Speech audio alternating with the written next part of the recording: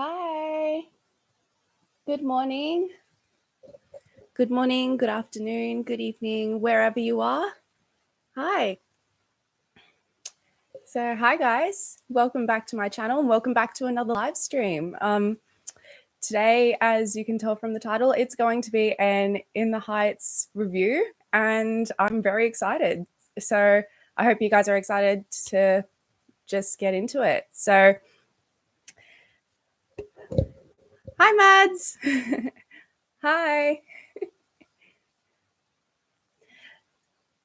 So, In the Heights, there's a lot of talk. A lot of people have seen the movie. I hope you guys can hear me right with the mic. If you can't, please let me know. There was been a lot of talk of it. It was amped up. It was delayed for a year, and then it finally came out. Hi, Armando. Good morning. Hi. Hi, Anna, you made it. Okay, I sound good. Thanks, Armando. Hi, morning. Love from New York in America. New York. Oh, man. I wish I could go back to New York like as soon as possible. Been years. So, but yeah, In the Heights. So it was amped up. It came out and I went to go see an early screening of it here in Australia. I was so lucky to do that. And I was absolutely blown away by it. Like personally just blown away. It exceeded, I'm actually going to put some music on so that we're not in complete silence. Hope you guys don't mind. But yeah, it was a spectacle. That's what I would call it. I would call it a spectacle. I don't know if you guys feel the exact same way, that it was an absolute spectacle, but that's what it felt for me. And since then, like, I know there's been a lot of controversy that's been going on, and I will address that. I'll address that at the end. So I'll give my opinion on that. But first of all, we're going to go through everything. We're going to unpack everything. I'll ask you guys your opinions on everything as well. We're going to go through the creatives, the cast, the musical numbers, and then we'll see if we actually prefer Broadway versus the film, and ask that question now that we actually have the film to compare to. So first of all, let's go through the director. What did everybody think of the directing style by John M. Chu? Because I thought it was amazing. Yeah, it was a beautiful spectacle. The filming style was so interesting. I think we can all agree, like, the In the Heights 8 minutes that came out showed that. Like, it was insane. I think it's just really, like, the style that he brought to it brought, I think, the freshness that it needed, and it brought the energy that it needed, because it needed to have a lot of energy. And the style that he did, like, yes, I know, the attention to detail, and like I said in my 8 minutes video, the reflective shots that he did, like, those were ingenious to do, to focus one thing and then have the background of another. I think my favorites, what is it? I've got notes here, so I keep on track. I think highlights for me were In the Heights, obviously. 96,000. The filming of that was just, my gosh. And Paciencia y Fe, the filming of Paciencia y Fe and the directing style that he did there was just chef's kiss. Beautiful. It was just absolutely gorgeous. And that one was a masterpiece in and of itself. Paciencia y Fe, like, was just a filming masterpiece. The transitions he did for that and the specific shots he did for that were just on point. It was amazing. It was, yeah, breathtaking. John was perfect for it. Yeah. I think we needed somebody like John M. Chu to come and direct it. Yeah, the graphics that came in as well. Yeah, absolutely, Sophia. Hi, morning. I'll elaborate, Sophia, on Leslie Grace when we get through into the cast, but I have seen your question. Yeah, no, it was all brilliant. So I think I'm going to applaud John M. Chu. That was the styling of filming that we needed. It absolutely was. All right, let's go into the choreography. So the choreographer was, I had to do some research for this, because obviously in films you don't have like a stage show on the details. You don't have the choreographer automatically written down. So I had to do some. The choreographer was Christopher Scott, who, if you didn't know, also worked with John M. Chu on 2 of the Step Up films. So Step Up Revolution and Step Up All In, which were the last 2 that came out, the one in Miami and the one that happened in Vegas, which are 2 of, I love the Step Up films because I'm a dancer. So Step Up is like my favorite dance series of all time. And the choreography for the last 2 I loved. So John M. Chu, having done the Step Up films, makes sense that he does In the Heights now with the styling of filming that he does. And the choreographer was brilliant. And the choreography, how insane was 96,000 in the water with that water choreography, with the water just splashing everywhere. Everybody, I don't know how they got in time with their movements, because it's hard to dance in water, but it was absolutely insane. And I think the choreography again with In the Heights was just brilliant. And I think in general, absolutely insane. The club scene, the choreography in that was tight. It had the Latin styles. It was, it's thinking about it now, just the club scene, I'm just like,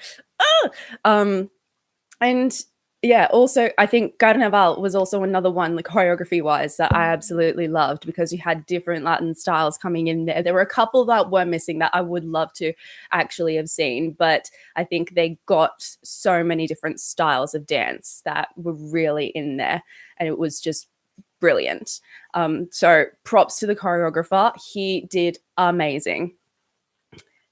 Next, okay, so last creative, because there's so many on the list when you go into films, but the last one that I'm going to put in here was obviously music by Alex Lackamore, Bill Sherman, and the legend himself, Lin-Manuel Miranda. What did you guys think of the music changes that they did for the film? Because obviously there's lyric changes, there's little bits of music changes, and I think the main one that I recognized straight away was Paciencia y Fe. That was a very immediate switch in change, because they start off obviously softer, and if you've seen the film, you know why, and it made sense. Listening to the soundtrack, if you haven't seen my live stream soundtrack review, go check that out as well.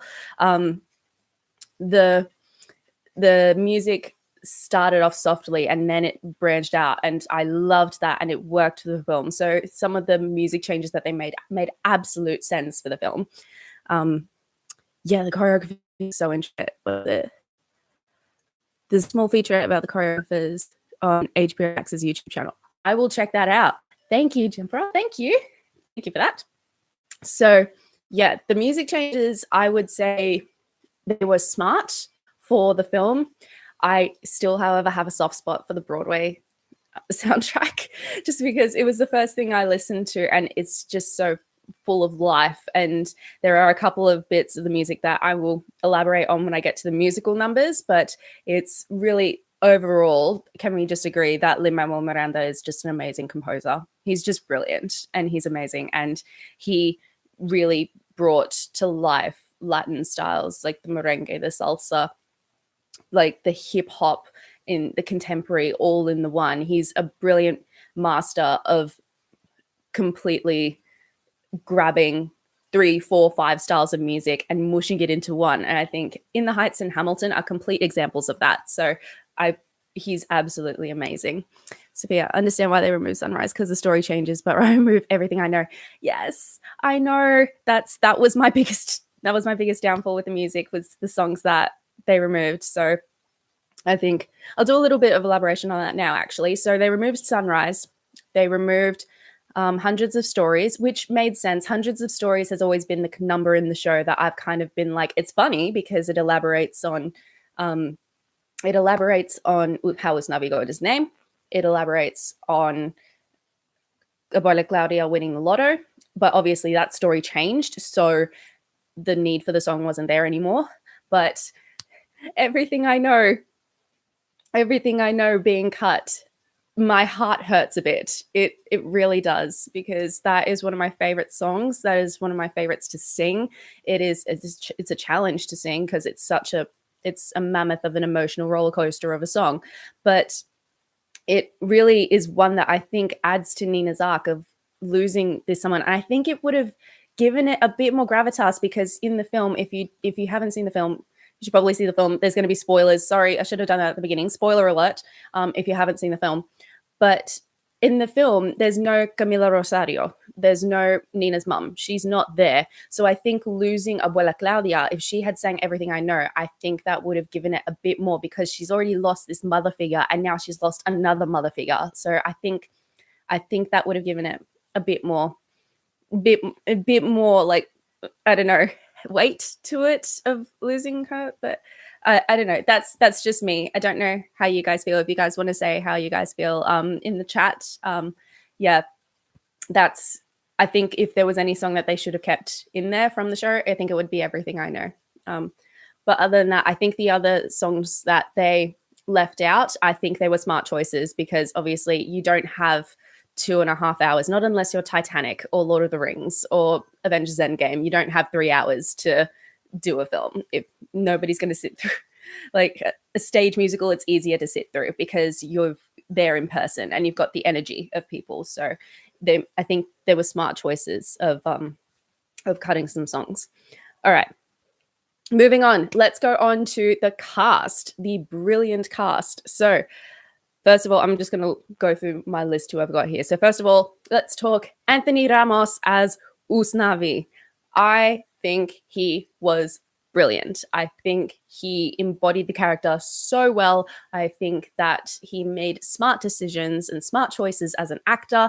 I think that he just did it brilliantly. I think Anthony Ramos was, I think, one of the perfect Usnavis, like perfect people that could have done that role.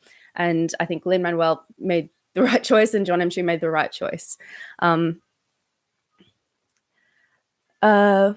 What did I say, Jennifer? I watched an interview with Lin said Everything I Know was cut because it was something that can be shot in a scene instead of sung. Okay. All right. I'm still not convinced. I'm still not convinced. But yeah, Anthony Ramos was absolutely amazing. I think he's dancing, his singing, he completely embodied the raps and the songs. It sat so well in his vocal range, so there were no issues there. Yep, same, Sophia. I can't imagine anybody else playing Usnavi at this point for the film. I think he did it just, he embodied that character. He was that character. He was absolutely brilliant. And I think if there was in another life, I reckon Lin-Manuel would have played Usnavi, but he wasn't there, and it was ready for another person to come in and to step in, because it was, we do have to remember, it was, I think, 2008 that it came out. So it was fair while ago. So I think it was time for somebody else to come in and play Usnavi, but Anthony did absolutely amazing. I loved the elaboration of the dream of going back to the Dominican Republic, because they had that in the show, but it was just kind of, I want to go back to where my parents were. But in the movie, they elaborated it to say he wanted to buy his father's old place and he wanted to open his own little shop and his own little store there. So I think that was great that they elaborated it. And it was just, I think that gave it a bit more drive to him wanting to go back. So I think that was a smart choice for his character arc. But overall, just beautiful, just gorgeous. All right. Next, moving on, we have Corey Hawkins as Benny. And oh my gosh, that guy can sing. My gosh, his voice, so smooth. Riffs were beautiful. I think he played Benny so well. I think it's hard for anybody who has seen the Broadway show or listened to the Broadway soundtrack. It is hard to imagine anybody other than Chris Jackson playing that role, because you just think In the Heights and you think Christopher Jackson as Benny. But I think Corey Hawkins was, as you said, Ada, is phenomenal. And I think he just embodied the character so well. He knew, you kind of was, I think it stand out for me as well. Oh gosh, I'm getting like caught up over it because I'm talking about it. I think he started singing, he came in, he did his intro, and you knew you were safe with him as the character. You knew that he was going to take it into the right spot. You just knew it. So I think he did amazing as Benny. What is it? Only critique of Benny is that he's a cool Usnavi. Lynn's a bit nerdy. Yeah, that makes sense. That makes sense. I think that's more of an actor choice than anything. If you're going to play it more cool, I think he still played it. I think he still played it geeky. I mean, the way that he just let Vanessa walk out and he was just like, "Yeah, I'll talk to you later." Like, that was hilarious for me.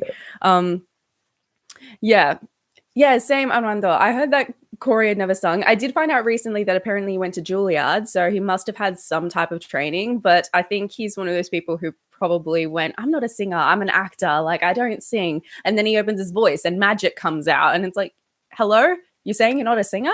No, he's absolutely a singer, and he absolutely killed it. Absolutely killed it. And I don't think there was anything that I would have changed with the way he did Benny. I think he did Benny so well. The one thing I will say, they did remove the conflict that Benny has with Kevin. If you don't know, in the Broadway show, there's conflict that Benny, being an African American, not a Latino, is a conflict for Nina's dad because they want to have a relationship, and he wants to keep it Latino, which in this day and age, like, come on, family traditions go out the window. Come on, please. Like, that's not the type of thinking we need in this day and age. And I don't think there was anything wrong with taking that storyline out. I think it would have added to it because there are those conflicts in Latinx and Latin American families, but I don't think it was necessarily needed at this point. I have friends who say otherwise. A lot of my friends have gone and seen the film and they love the Broadway show better, and they feel like it needed like that gravitas of the Broadway show storylines. So I think it's personal preference on whether you feel like the storyline needed to be there or if it didn't need to be there. So it's me personally, I liked that Kevin and Benny had more of like an understanding relationship, not one where Kevin's just on Benny all the time because he's not Latino. So that's just me. Really quick. Corey, I can't talk. Corey Hawkins' first Broadway play he ever watched live was In the Heights. That's insane. That's foreshadowing right there. And the fact that Lynn wrote some of Benny's notes to match that of Christopher Jackson's terrible match, that is great. Yeah, absolutely. Absolutely. So yeah, I don't think there was anything wrong with taking out that conflict, but that's just me. Some other people say differently. But again, I'm going to say this, like, we all have our opinions. Some people think one thing, some people think others. I think everybody's entitled to their opinion. Constructive criticism is great for an artist, but I think when the lines cross for constructive criticism is when people start bringing people down intentionally. So we're not doing that here. This is a safe space to just discuss the film. Yeah, the film is absolutely amazing. Hi, Samuel. So let's move on to Leslie Grace as Nina. Okay, so I, for one, love that Nina was an Afro-Latina. I think that was great that they did that. And I think the fact that there's no Camilla, I would have loved to see a Camilla, but I understand why they didn't. But I think Camilla's just one of those people in the community that would have been good to have another like matriarch. Can't remember the word, but I think she would have been great to have been there. But I understand why they took her out. So I think those are just little things on like character choices, director choices. And Lynn's choice, Kiana's choice, who wrote the screenplay. They would have had that discussion in a room of who was going to stay and who was going to not stay in the film. So I think I'm not mad at the decision. I'm a little bit upset, but I'm not completely mad. Leslie, I think the storyline that she brought when she was at dinner, that had a lot of weight to it. But it really added to the character and it added to the realities of Afro-Latinx people in the US. So I think if that is the way. I'm not going to assume. I'm not from the US, but I'm like, even I've asked family and they've said that that thing that happens, people get searched. So that was really a moment of, oh my gosh, wow. So I think that's I think that storyline was a good add in there because it added more, I guess, weight to what Nina's been through. Yeah. So Leslie Grace's singing voice. We are all used to, I'm going to elaborate on what Sophia said here. We are used to Mandy Gonzalez on the soundtrack. Mandy Gonzalez has a very big Broadway belt, very big brassy belt. That woman can belt for days and her tone sits naturally lower. Whereas Leslie Grace, her tone sits naturally higher. So if we say Mandy Gonzalez, she sits more in her chest. Leslie Grace sits more up here. And because of that, everybody was like taken aback with the way that Leslie Grace sang. But she has a gorgeous singing voice. She is absolutely gorgeous. Breathe made me cry. It absolutely did. It made me cry. And I think that she was a smart choice. She took Nina in a direction that I personally really liked. So I think that was a smart choice.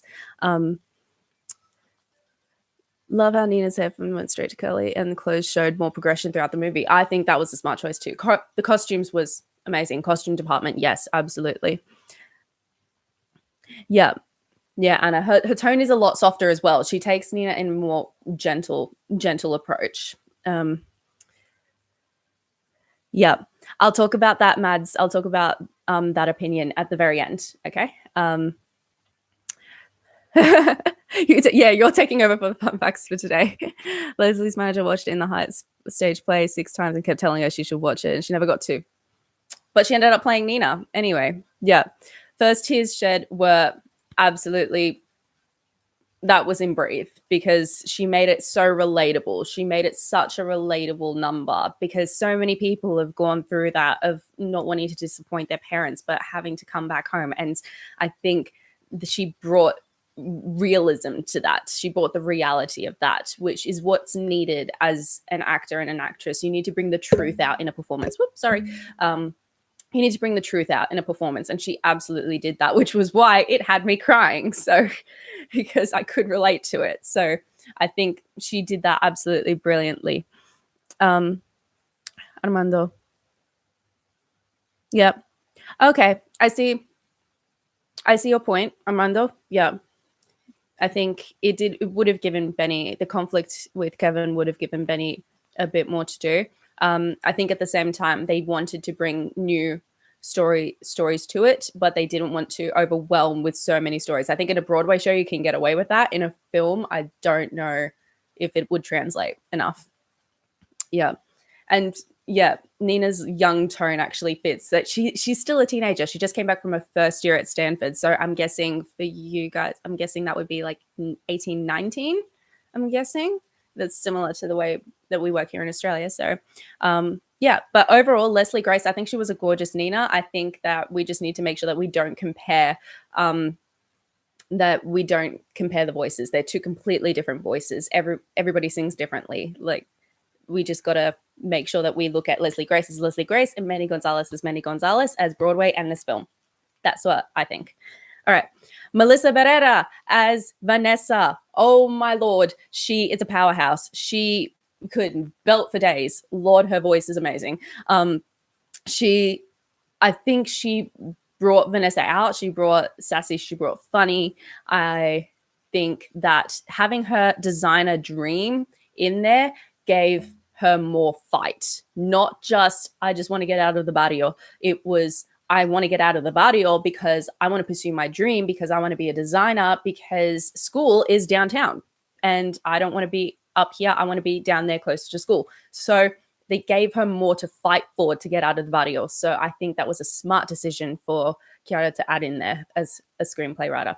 So I think that was amazing the way that they did that. I think that girl's voice and that girl's dancing in the club, oh my gosh, what in the world? She is freaking amazing. I think as well, the conflict that they added in the club with Blackout. with her and Usnavi. That was well done. Yeah, exactly, Samuel. That was well done, the way they did that. And I think a lot of people that I know are saying that they didn't like that change. Me personally, I actually did. I liked it. Otherwise, I think it would have gone. I think the way that they played it out in club, they would have had to have addressed it at some time. So they addressed it in Blackout. And I think that was smart because it's not really in the show. I guess it's not really oh no. In the looking back in the show, Vanessa ends up dancing with Usnavi. So it's not addressed at all because she ends up dancing with him. In the film, she doesn't dance with him at all because he keeps on going, I'm going to go shop because I'm so nervous and I need to drink because that's the only way I'm going to dance with Vanessa. So I think the way that they did that and then moved it into Blackout to then handle that conflict, I think was brilliant. And they didn't change any of the vocals. They just added change the lyrics. And I think that was brilliant the way they did that. And I think the chemistry between Melissa Barrera and Anthony Ramos was gorgeous. I think it was absolutely beautiful. And at the same with Corey Hawkins and Leslie Grace as Nina and Benny, I think the chemistry was absolutely gorgeous. Yeah, the story change for her was, I think it was needed, it was wanted, and I think they did it really, really well. Melissa watched In the Heights 15 times and always wanted to play Vanessa. Dream come true. Yes. Yeah, Vanessa felt a lot more developed. I think she could have been developed more in the show as well, but I think they took the opportunity here to develop her more, develop her character, develop her storyline, develop her dream, and I think that was what was needed. So I think great job to Chiara and Lynn for doing that. So Melissa played her beautifully. And next, we're going to Olga Merediz as Abuela Claudia. Oh my gosh. There's what is it? I did miss the development of Nina and Benny's relationship in the musical, but also glad we got Vanessa and Usnavi. Yeah, no, that was, I do agree with that a bit, Anna. I do. But yes, Olga Merediz as Abuela Claudia. That woman is just an angel. She's just an angel. In the show, she's gorgeous. And in the film, she was just beautiful. I mean, Olga's a treasure. She's absolutely a treasure. She came in as Abuela and I was just like, oh, it's Abuela Claudia. Oh my gosh. That woman can play Abuela Claudia to the nines. She's just beautiful. And there was so much that she brought to it, so much truth that as one of the eldest in the community, and it was just gorgeous the way she played her Paciencia y Fe, and just absolutely had me going. It was, oh my gosh, I will talk about that later on when we get to the musical numbers, but yeah, it killed me and I was just an emotional wreck. But Olga played her brilliantly. There's nothing else I can say. She was just pure perfection. She was just gorgeous. Oh my gosh. I'm gonna move on. Wait, Jennifer, I don't like how Usnavi blamed Vanessa for it when he allowed her to dance with someone else. Yeah, that's always a way. It's like, you said it was okay for her to dance with someone else, but Lord, Usnavi needs help with that. Let's not put blame on anybody else. Okay, moving on. Daphne Rubin Vega as Daniela. I think she did a great job. However, I am going to say, maybe an unpopular opinion, but I actually preferred Broadway Daniela better just because I think she brings, I don't know, I just get a better vibe. But I will say that I love that Daphne Rubin Vega and Daniela actually brought out, like, we conquered slavery, we conquered conquistadores. You can't say we can't conquer the D train to the Grand Concourse in the Bronx. And I went, yes, please. Yes. My gosh, people, throw away that fear. Oh my gosh. I think she did play Daniela really, really well. Carnival was just amazing. I think, what else have I written there? Yeah, no, I think that's it. I think she played it so well. She brought Daniela to life. I think she embodied her really well. I just think, personal preference, I just like the Broadway Daniela better. But I think Daphne Rubin Vega, I applaud her. She did amazing. She's a legend in the theater community and she did so well. She did grow on me though. Yeah, same with you, Anna. She did grow on me by the end of it, but yeah, personal preference. That's just me. Yeah. Lottery ticket reveal with Abuela Claudia. Yes, that had me crying as well. Yeah, it was just absolute tear fest by the end of it. Okay, moving on. Someone said it. Yeah, I think yeah, the relationship with Carla, I will move on when I get to Carla with that. But yeah, no, I did prefer Broadway Daniela. Sorry, Daphne Rubin Vega, I love you. So next, moving on, Gregory Diaz the Fourth as Sonny. That kid steals the show. My gosh, I absolutely lost it in the opening number. He has such well done one-liners. He played it so well. That kid is just amazing. His rap in 96,000 was brilliant. He did it so well. His way he flirts with me. She was my babysitter first. Oh my gosh. Brilliant line, the way he delivered that. I loved the storyline that they brought with Sonny, him being an undocumented kid wanting to make it in the US. And so they he's going to get his documents, he's going to get his green card. I loved that. And I love that he was fighting for it. Yeah. Oh, yes, Sophie, the pitch drop. Oh my gosh. Talking what a lady such as yourself would be doing tonight. And he's like, have a good day.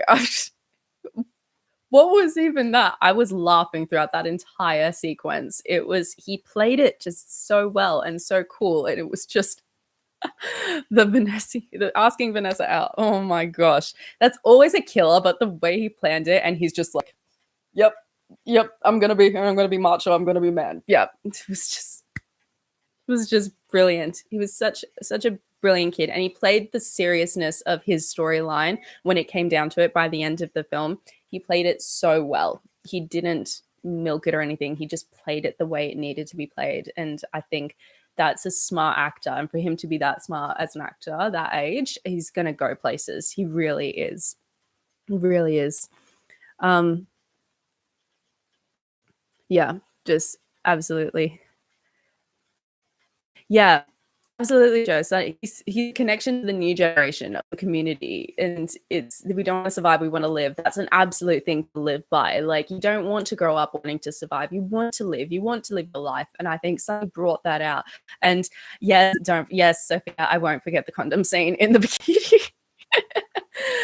Oh gosh, if anybody doesn't know, I absolutely lost it in my 8 minutes reaction to it. If you haven't seen it, go see that. It was when Sonny turns around with the box of condoms. You want a box of condoms, one kind? And he's just got this face of, mm-hmm.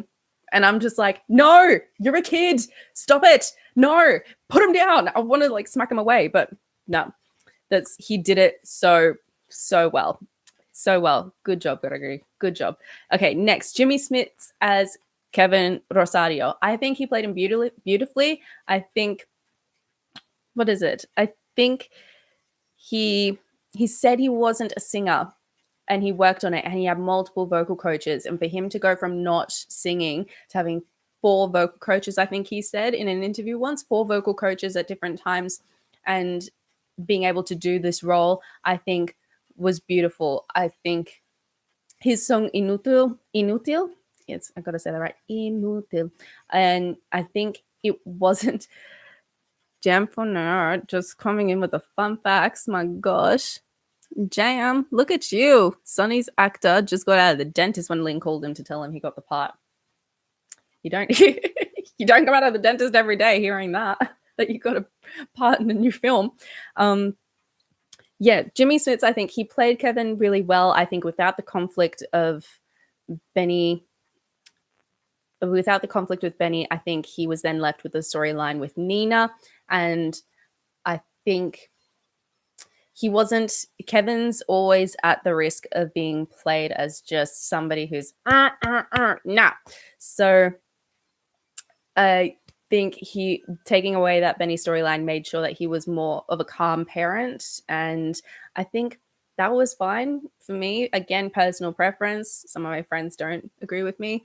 I think he just played him lovely, and I think he played him as an understanding parent, but wasn't like pushing so hard. But of course, there was that conflict with Nina not wanting to go back to Stanford, but he gave her the room to grow and to realize on her own that she wants to go back. And he was, again, supportive parent. So I think he played him lovely, but I think Yeah, he brought much more. Yeah, Sophia, you said it. He brought much more depth and emotion in Kevin compared to Broadway. Yeah, I think I agree with that. I agree because Kevin on Broadway can just be played as mean dad if you're not careful. So I think he brought a lot more depth. Yeah, but yeah, taking away Camilla definitely put more drama because obviously as a single parent, it's hard to actually be mum and dad at the same time. So it's I think he played that really, really well. So I think he did a great job. And I think for not having sung before to sounding beautiful, I think he did great. I think he did great. All right. And next, moving on to Stephanie Beatriz as Carla. Okay, we are moving on, and I am going to talk about this now. She played it, my gosh, she played it amazingly. I wish I there's so much more that Carla and Daniela do in the show, and I wish that was brought into the film. It's I feel like I see them more in the Broadway show than I did in the film, and I'm going to talk about this now. The relationship between Daniela and Carla. I loved that they did that. I loved that they made them a couple. I wish that they had made them a bit more of an open couple because they made them, I think, too comfortable. And it was borderlining on just friends who, it was borderlining on friends who are really touchy feely. That's what I feel. Minus like the waking up in the morning scene in the Heights. And I think that was a big giveaway that they were a couple. But I think if you didn't have that there, I would debate whether they were actually a couple. So I think that they could have done more to actually establish that relationship, to establish that they were definitely a couple. And I think I think that's the only thing I would say about that relationship is that I loved it and they played it beautifully, but I think there was no real establishment of, yes, they are a couple. Here they are as a couple because, I mean, Carla gets her butt smacked by Daniela in Carnival, and so many family members do that. Like, it's what family does. Like, I don't know what your family does, but in Latino family, that's how it is. And some friends do that as well. So it's not really. I think they could have established more that they were a couple, and I think that would have made me a bit more happy. But I think overall, Stephanie Beatriz as Carla was just she was brilliant. She was brilliant, and she delivered the iconic line. Yeah, you didn't realize they're a couple until after the movie. Somebody mentioned it. Yeah, they needed to establish that a bit more. But I think, yeah, the way that Stephanie delivered that iconic line, my mom is Dominican Cuban, my dad is from Chile and PR, which means I'm Chile Dominican Rican, but I always say I'm from Queens. I loved the way she delivered that, and I loved the way she delivered Carnaval. I can't roll my R's this morning. Carnaval. The way she delivered that number in general was just amazing, and No Me Diga was. I will move on to that. But yeah, Stephanie Beatriz as Carla, yes, perfect casting. She did that brilliantly. All right, moving on to Dasha Polanco as Cuca. I'm going to say this. What is it, Sophia? On Broadway, even though Danielle and Carla were not a couple, their friendship and chemistry was still great, like in No Me Diga Reprise. Yeah, the comic timing was great. Yeah, but I think they could have, if they wanted to make them like, if they are a couple in the Heights film, which they have established that they are a couple. I think it needed to be set in stone more. Yeah, Dasha Polanco is Cuca. She brought laughs, which I appreciate. I think she was another friend to the salon, which I think is great. But was she really there was she really needed? No. I'm gonna say that Dasha Polanco, she was brilliant actress, loved her dancing, like was amazing in the role, absolutely amazing. But was Cuca needed? No. She was there for giggles, and she had taken maybe 5 of Daniela's singing lines, and that was it. Love you, Dasha, but I don't know if the character was needed. That's not on Dasha. That's not on Dasha Polanco. She played it brilliantly. That's more on the writing. That's more on the decision to add the character. She was Armando, very underutilized. It felt like she was there and she could have brought something. She had the character. She was bringing that character to life, but she was not needed. I don't know. She wasn't needed for me. She wasn't needed. Yeah, she just didn't see the reason. That's apparently there were 3 actors. Lin was deciding to cast Danielle and Carla, but he couldn't decide, so he added Kuka. Ah ha ha. Ah ha ha. I don't know how I feel about that because I've got I've got a backstory on having that issue where myself and 2 others were in for roles and they didn't want to turn any of us away, and that was a whole lot of drama. So if that's what happened and they added Kuka, that's a lot better. It's a lot of better compromise than what happened with my situation. But I think if you're going to create a role for somebody because you just couldn't decide whether to say I want her as Daniela or I want her as Carla, I think you should utilize her more, because I don't think if you're going to bring her in as a friend, I think you got to give her more lines. You got to give her more singing parts. It's just the way it is. Cuca was a nickname of Doreen Montalvo, who sings the bridge in Breathe Para Siempre. Oh, yeah. I love Doreen Montalvo. Rest in peace. Lovely. Gorgeous. Yeah. First person to audition for In the Heights and became such an important part of the ensemble. Yeah. Yep. Hell, I'm not Latino and I know a Cuca. Don't we all know a Cuca? We all know a Cuca. Yeah. Yeah, we all know at least one Cuca in our lives. Like, we all know she's there. We all know she's there. Trust me, I know a lot of Cucas, but yeah, was she needed in the film? No, I think that's what we're going to establish. Noah Catala as Graffiti Pete. He was great. He was good. I think there's not much else I can say because he was there. I wanted to put in Graffiti Pete because Graffiti Pete is somebody who's there all the time in the Broadway show. But I think Graffiti Pete did his thing, and that was it. He played it great. That was it. I don't think there was anything else I can say. I think he did his part, and that was it. Though I will say that the scene at the very end where they're showing the painting of the bodega and Graffiti Pete and Sunny are arguing about the freaking crab in the corner. I think that was hilarious. I think that was a moment where Graffiti Pete like did his thing. But yeah, that was it. That was it. I don't think there's anything else that I can say about Graffiti Pete. He did it great. That's all I can say. All right. And the last ones, I'm going to say these guys together. Lin-Manuel Miranda as Piraguero and Christopher Jackson as Mr. Softy was brilliant. Absolutely brilliant. Was so good. Oh my gosh. Lin as Piraguero was just brilliant. He played it brilliantly. I was like, is he going to be able to like bring out the vocals for it? And he was so good. As soon as he spouted those first like beautiful notes of Piragua, I was just, oh my gosh. It was just beautiful. So many people have gone off on Lin saying he's not a singer, he's a rapper.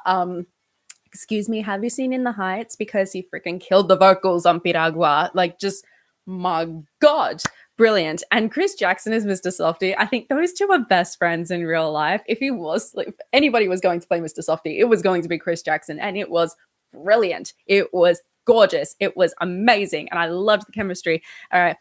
Has everybody seen the post-credit scene? Because I'm going to talk about it right now because I was living for the post-credit scene. I was like, yes, Piraguero, get it. Oh my gosh. I was just smiling thinking about it. It was just brilliant. It was so good. I think Lin-Manuel and Chris Jackson, you couldn't have asked for a better duo to play those rivals. And I think the best part about the Piragua scene, my personal favorite, was when Lin just jumped on the back of the ute, the back of the truck, and just started dancing all over with his towel, hitting the windshield, hitting the towel on the windshield. And Chris is just freaking banging on the windshield saying, get off my truck. It was brilliant. It was all brilliant. Though I will always say, I think the very end, the way that Lin just looks at Mr. Softy after saying, piragua, and then he gives them this brilliant look. You can look up the post-credit scene. He gives them this brilliant look of,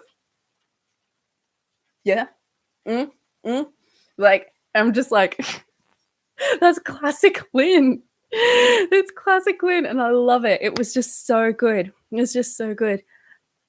Brilliant. Jem, I was waiting for Samuel L. Jackson to invite Piraguero in the Avengers. Really? Was his superpower just making people soft with piraguas? Like, just, let's go. Yeah, such a spot. Hey, pana, I run this town, piraguas. So freaking so good. And the fact that that Kiara and John M. Chu actually threatened to cut piragua just so Lin could play piragua, I think is brilliant. Just brilliant. If you ever need Lin-Manuel to play a role that he's written and he's not taking the bait, I think just threaten to cut the part. Threaten to cut the part, and he'll go, no, if nobody else is going to do it, I'll do it. Yeah. Oh my gosh. Oh gosh. He based his look on his abuela who passed away shortly after in the Heights debut. Oh, that's lovely. That's a beautiful tribute. Yeah. Yeah, Sophia, singing is his superpower. Singing and rapping. Get it, Lynn. But it was just brilliant. It was just brilliant. I loved it. Lynn and Chris Jackson just amazing. All right. We're going to quickly move through these musical numbers. So In the Heights, I think I said my thoughts on In the Heights. I think it was brilliant. The choreography, the filming style, just gorgeous, beautiful. I think it had the energy. It had the introductions. I love the way they did the introductions for the salon people. I think shutting down truck engines was pure force of his malice. Yes, Sophie. Love it. Love it. Yeah, I think In the Heights, brilliant opening number. Great opening. I think not much else I can say. If you want more elaboration on my thoughts, I did do a reaction to the first 8 minutes and the song In the Heights. So combine those. That's my reaction to it. But I think In the Heights, brilliant opening number. It's one of the best opening numbers, I think, for a Broadway show. Just, yeah. Washington Heights. Washington wasn't on Mr. Softy's side. Nice, Andrew. We got Haley. That's okay, Sol. That's okay. If you wanna look back afterwards, if anybody wants to look back on my thoughts, the live is going to be fine. There shouldn't be any copyright issues with this one. I'm so sorry about that for my soundtrack reaction. Copyright hit me really hard. So, but this one should be fine. So it's all good. All right, moving on to Benny's Dispatch. Benny's Dispatch was so good. Oh my gosh. I think I loved the way that it just, I love the way that it started on the radio. I love the way that it then moved indoors. I love the way that he moved around the dispatch. It's just, oh my gosh. It was so good. So good. I think Benny's Dispatch was a great number. I loved the way Nina came in with it. And I love, my favorite part of Benny's Dispatch, the 3 women who were standing there watching the whole thing happen, looking on and just going, man, you are whipped. You want to be with her. You want to be with the boss's daughter. Oh boy. No. Not happening. Oh, you were trouble. Like those 3 women there. If you want to see the film again, those 3 women, they're the MVPs of that number because they just, yep. Yes, that was the line, Anna. You thirsty as hell. Yeah, that was the line. That was the line. That was that I think the entire cinema of like 20 people who were in our cinema were just dying. They were the MVPs of that number, but Benny absolutely killed it on vocals, and I loved him just walking around doing the rap and just moving around. It was just amazing. Hi, Amanda. Yeah, that was brilliant. Yeah, absolutely brilliant. Okay, Breathe. The way that they filmed Breathe, I think with Nina going through the town was just going through the town. It's not a town, it's a block. All of a sudden we're in Beauty and the Beast. What's going on? It's early in the morning here. I need coffee. I need a café con leche. So I think the way that they filmed it, her going through the neighborhood, going through the block, looking with the little Nina running around and looking at her and wandering past her, I think that was brilliant. I think the way they filmed Breathe was gorgeous. And like I said, I was in tears by the end of it. I think it got to the bridge. It got to the bridge, and that's when I started getting teary. And then by the time Nina starts singing, "How do I dare to say? Can I go in there and say?" I think that was the part where I started just tears. Just oh gosh, oh my gosh. Oh yes, oh my gosh. Going back very quickly to Benny's Dispatch. Yes, Sophia, the way that Benny sings Stay With Me was, oh my gosh. And Nina's walking away. So it's not that he's pulling her back in like the Broadway show. She's walking away, and it's like he's trying to say, "Stay here with me, it's gonna hot outside," like as if that's what he wanted to say. I'm just, oh my gosh, that was actually brilliant. Thank you for reminding me of that, Sophia. That was gorgeous the way he did that. But going back to Breathe, yeah, it was just tears by the end of Breathe. It was just beautiful the way it was done. Leslie played it so beautifully. And seeing Doreen Montalvo, as soon as I saw her, I think that was the part where I started getting teary, because I know that Doreen passed away. So I was like, Doreen's not here, but she's now immortalized in this film. And it's gorgeous. And I think Breathe was just beautiful. It was just beautiful. It was gorgeous. No Me Diga.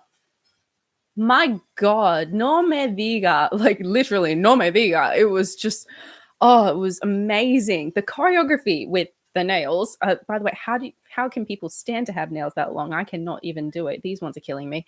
And the choreography was brilliant. The wigs on the heads did anybody notice those bloody wigs on that cabinet that were dancing with them? With the choreo. Hi, Fire Chris. Hi. Yeah, the wigs with the choreo just moving around, and then just the synchronized turning was what? I think that was great. That was added. But yeah, the way the choreography worked in No Me Diga with the moving tables, the moving chairs, the way they filmed it was just, was just good. Was so good. I think, yeah, the head's moving. It was weird, but it was hilarious. Yeah, it was Armando. I think it was weird, but it was absolute hilarity. And I think, yes, Waterloo. Yes, Waterloo and Mamma Mia too. That's very reminiscent of that. I liked that. Anyone catch that guy getting his leg waxed and put his leg on someone's shoulder? No. No, I didn't. I'm going to have to go watch the film again, which I will. I'm going to drag my familia to it because my cousins need to go see it. My primos need to go see it. So it was so freaking, it was amazing. No Me Diga was just a highlight. It was a highlight. Everybody sang so well. Like my nono was next to me, was laughing, and so was mom. And it was just brilliant. Everything in that number worked. It all worked. It all came together. And the waxing of the eyebrows and the lips and everything, that was hilarious. But was just brilliant. All right. Moving on to It Won't Be Long Now. I think that one was done beautifully. The way they filmed Vanessa going from Washington Heights down to downtown, down to back up, her like almost losing. She didn't lose, but she was kind of getting rejected for the apartment. I think that was done beautifully. And I think the absolute highlight was Sonny asking Vanessa out. I was about to say Nina. No. Sonny asking Vanessa out in his voice that he dropped by several tones to try and sound more manly. Usnavi playing with the freaking fridge door. The fridge door. Oh my gosh. Yeah. I'm glad they didn't do the men ogling her as well. Yeah, they did that for the beginning. She ignored them. She walked past, and that was the end of it. And I'm like, thank you. We do not need that here. Thank you very much. And I think there was only, everybody else ignored her in downtown. She didn't really have, when she said the boys around the way holler at me.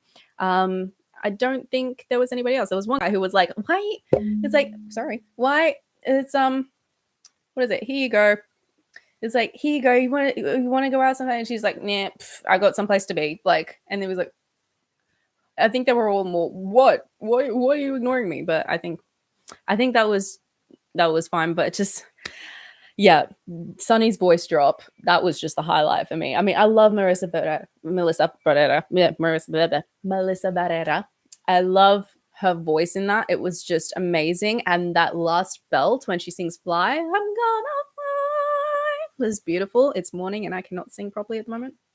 The clothes coming down from the roofs, she's running, and then she comes back through the eye. Just those shots was just gorgeous. And then she finds out that she cut the woman's hair, so she's got this piece of hair sticking out from the hair. She's going to look like a freaking cockatoo.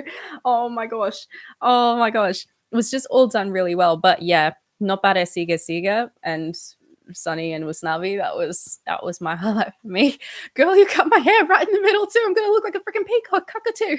I don't know. Insert bird of the line here because I think there's some real gems of hilarity in this film. Just so good. But we're gonna move on. So next we have 96,000. Oh my gosh, what a freaking spectacle. The choreography in that, brilliant. The way they did that, just, oh my gosh.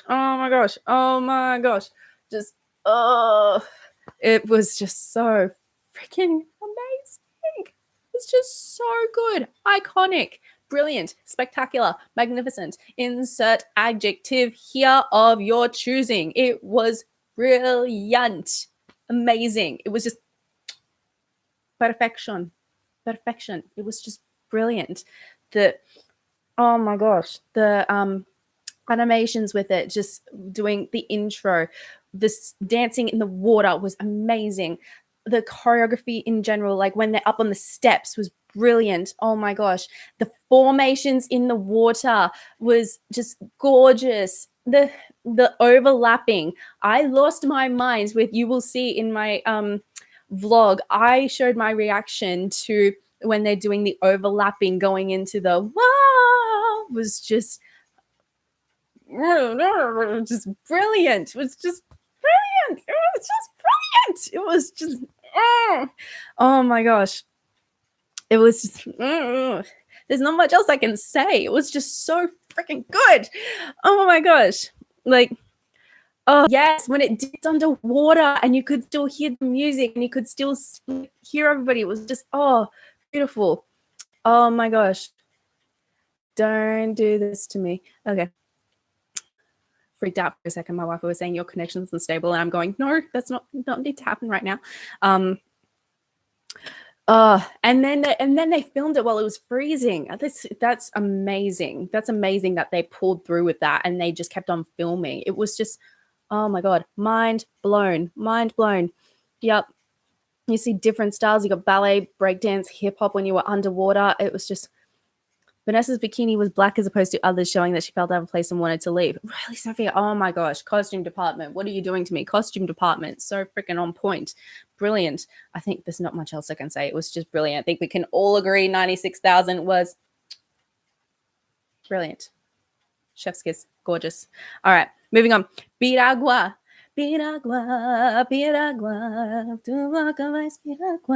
Was just gorgeous because Lynn is amazing. Lynn is just brilliant. Lynn is just like, Piragua was just amazing. It was hilarious. It was fun.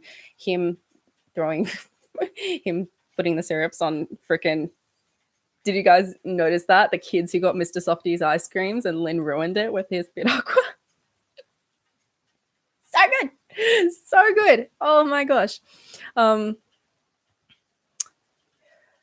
Yeah, absolutely. Oh god. Some violence says she was transgender for me. Yes. Oh my gosh. It's called. Did you think there was auto-tune? Did I think there was auto-tune in Paraguay? No. I think I've heard Lynn's voice live. I've heard so many videos of it, and including Broadway show. I think we've all heard it. Lynn's voice. I think there was no auto-tune. There was none. If people want to say there was auto-tune, they can fight me for it because there was none. I can tell. I can tell.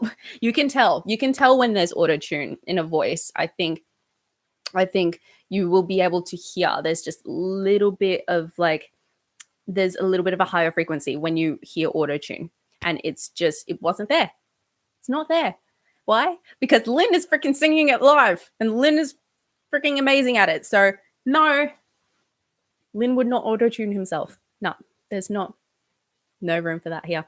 No room for that negativity. No. None. But Lynn's Piragua was more menacing than the stage version I'm living for. Yes, it was. It was more badass in the film version, and I was living for it too. Like, Piragua wasn't just all nice. He was gunning for Mr. Softy, and I loved it. Like, my gosh, loved it. It was just so good. Lynn was, yeah, absolutely, Anna. Lynn was born to create bomb musicals and play Piragua guy. Yes, absolutely. I think, my gosh, if there's an In the Heights Broadway revival, bring Lynn as Piragua. I want that to happen. A revival of In the Heights with Lin-Manuel Miranda as Piraguero. Make it happen, people. Come on, let's go. Like, has to be.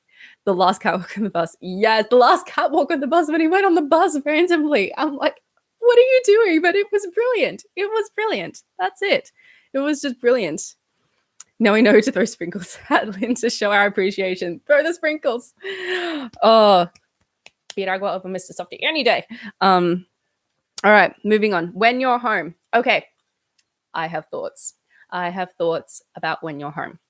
Okay, so it was amazing going through the neighborhood, doing the hopscotch, doing everything. It was beautiful. The vocals by Corey and Leslie were gorgeous. My issue was with the ending. When You're Home, if you haven't heard the Broadway soundtrack, it has this gorgeous build up, and it's just, you hear the drums, you hear the build, you hear the brass, you hear everything, the percussion, it's all going, and then it finishes with both of them singing, I'm home. And it's just, oh, it was just gorgeous duet harmony, beautiful, on point. If you haven't heard it, Mandy Gonzalez and Chris Jackson sing it amazingly, gorgeous, and I was waiting for it. The build-up was there. It was happening, and then all of a sudden, nothing. It came down, and Leslie Grace is standing there with Corey Hawkins, and she just goes, I'm home. And I'm sitting there going, excuse me, where is my harmony? Where is my big ending? Where are my final notes? Where is it? It's not here. And I want it. I need it. I'm asking politely now, where is it, please? I would like it. And it's not there. It's not there. And I think this is going to annoy me every time now I see the film. And I don't like it because it could have been, like you said, Chris, it could have been amazing. It could have been, it was like, you guys say it, like Soul by Chris Sophia, like literally would have been so good. If they just kept that in. It was so close. It was this close. It's literally the last 20, 30 seconds of the song, literally this close. And it fell short. And I hate that I'm saying that. I think, yeah, Armando, I think it was great because of the way they wanted to take the direction. With the way that they wanted, it worked for that. But I think you have such a build-up as a composition. You have such a build-up. To then just come right back and to have it just drop and then finish it. Not even, you know what I would have appreciated? If they wanted to keep the melancholy, if they wanted to keep that style that they were going for, if they wanted to keep that line and make it more intimate at the end, I would have appreciated more if they kept the harmony, but they did it softly, and they just went, I'm home. Me rasping. Ignore my raspy tone. But if they did it that softly, like, I'm home, like that, if they did it that softly, I think that would have worked. I think that was an option. But yeah, to have it just drop and then to just have her say it. Yeah, I know some people here are saying like they still liked it, and like I think the number was still gorgeous. It was still amazing. I think that's just a pet peeve of mine that it's gonna annoy me. But I think the choreography was amazing. The way they sang it was amazing. The scene where she steps out and you see the iconic George Washington Bridge. It's just, oof! It was brilliant. I think the filming, everything was great. It's just that last 20-30 seconds, just that bit. So other than that, the song was brilliant. The number was brilliant. Okay, all right, let's move on. We're going to the club scene. The club scene. Oh my gosh, was freaking amazing. I'm like, the club scene was brilliant. I think it was hilarious. I think the choreography was brilliant. Yeah. Anyone want to collab and sing the correct version? I think it's got to have it. I hope they do. Yeah. Okay. Club, the salsa was, oh my gosh, the choreography here. This is where the choreography shone as well. This is one of my choreography highlights. I loved it. This club scene was just amazing, and it gave off that vibe of being in the club with everybody being so close together. Yes, I did catch that, Anna. I caught Seth as the bartender. As soon as I saw him, I was like, it's Seth. It's the original Graffiti Pete. I was just, yes. Seth sang L'chaim. My gosh, I think I loved that they added Seth in there. I was praying that, because Seth was just so amazing in the original Broadway production. And Seth has been on a journey with Lynn as well. Seth was in the original Broadway production of In the Heights. Seth was also in the original production of Hamilton as well. He's also in the ensemble in that. So him and Lynn know each other very well. So for him to come in and do a little cameo as the bartender, I think was absolutely amazing.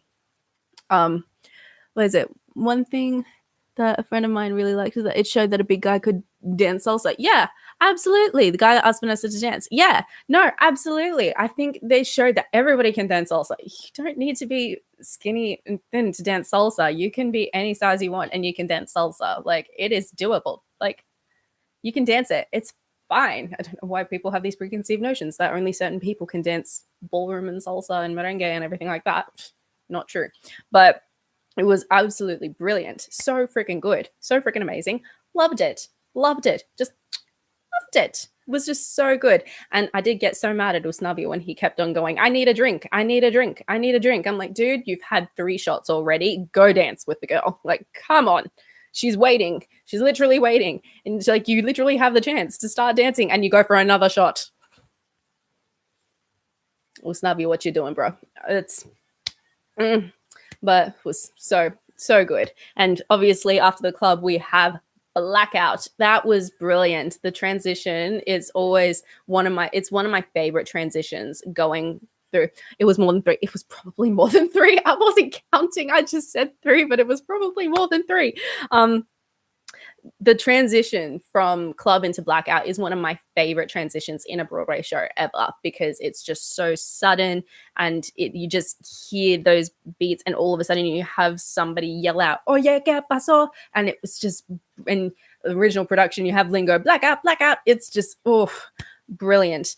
Like, I think the transition was brilliant for that. Blackout, I think the soundtrack of the Broadway show, I think I like it a bit better.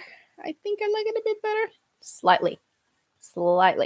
But the film still did really good. I touched on this before. I loved what they did with Vanessa and Usnavi with their change, with the storyline change. I loved what they did there. I think that it was brilliant the way they did that.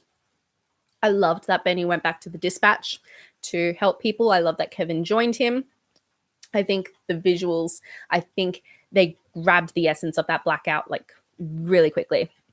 And I loved, just as a side note, I loved that they had, as the film went on, 3 days to blackout, 2 days to blackout, 1 day to blackout, 0 days to blackout. Blackout's happening tonight. And then it's 3 days from blackout. I love that they did that. I think that was great because you knew it was coming, but it was still like that. Oh, wow, blackout happening. It's so good. I think, yeah. I think, just quickly catching up on comments. Yeah.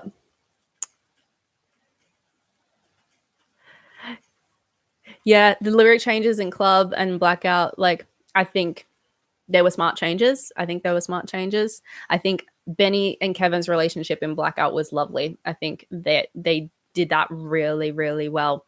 The fireworks shots were just gorgeous. I think there wasn't any looting, but the community part of it was just so lovely. I think Blackout in the show is just so striking. It's like, because it happens, you're like full of lights and then you're in a theater and then all of a sudden blackout, just complete darkness. And it's essentially the same in a film theater, but I think it was so good. But like, did anybody catch Seth singing Vino el Apagón Adios and then jumping over the friggin' bar? Like, did anybody else catch that? Because I thought that was dope. Like, I thought the way he did that was amazing. But it was just, whew. I think Blackout was great. I think it was great. Moving on, straight after Blackout is Paciencia y Fe, which had me dying in tears by the end of it. Very quickly, I'm just gonna grab some water. Paciencia y Fe had me dying in tears. I was drowning. As soon as they put Abuela to bed, and I was like, yeah, I've got tissues already. As soon as they put Abuela to bed and she was lying there looking at everybody, I went, oh no. This isn't the way they're doing this. Hi, Nutty Brit. How's it going? Yeah, the way that they did this was just See, she started, as soon as you saw her put her to bed, that was when you started crying because you knew what was happening. If you've seen the Broadway show, you knew what was happening. If you didn't know what was coming. You didn't know what was coming for you, but it was coming. And as soon as she started singing Calor, but so softly, Calor, Calor, Calor, I was like, oh no, this is not happening right now. And then they switched. They switched it up and she was on the train and she was on the bus and she was the filming of Paciencia y Fe was gorgeous. It was gorgeously filmed. It was a masterpiece. The way they did it, the costuming, the dancing was just so smart and so beautiful. And the way they told the story, the woman who's dancing with Abuela, she's got the gloves, like Abuela said, with her mum. And I thought that was just gorgeous details. It was just gorgeous.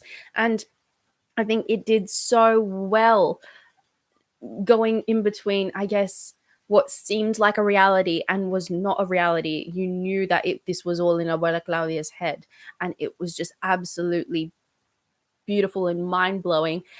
And you have tears running down your face because you know it means that she's passing away. And that, I think, what completely broke me. Somebody asked me on my vlog video, commented, what broke you first? Was it Paciencia y Fe or was it Alabanza? And I will tell you, what broke me was seeing her go down that tunnel and going back and forth, looking back and forth, going back to that shot of her in bed, closing her eyes and then her looking at this end of the tunnel that's lit up and saying, all right, mama, okay, paciencia y fe. Big ending. Yes, thank you for giving me my big ending. Big ending, belting, and then silence and her walking up those steps into the light. That was what broke me. And that is brilliant filming.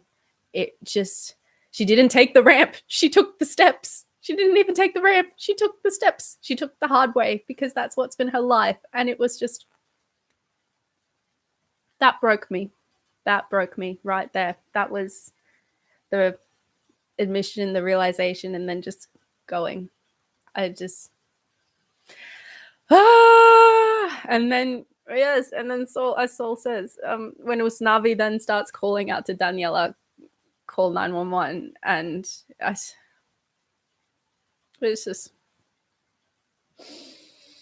it's brilliant filming.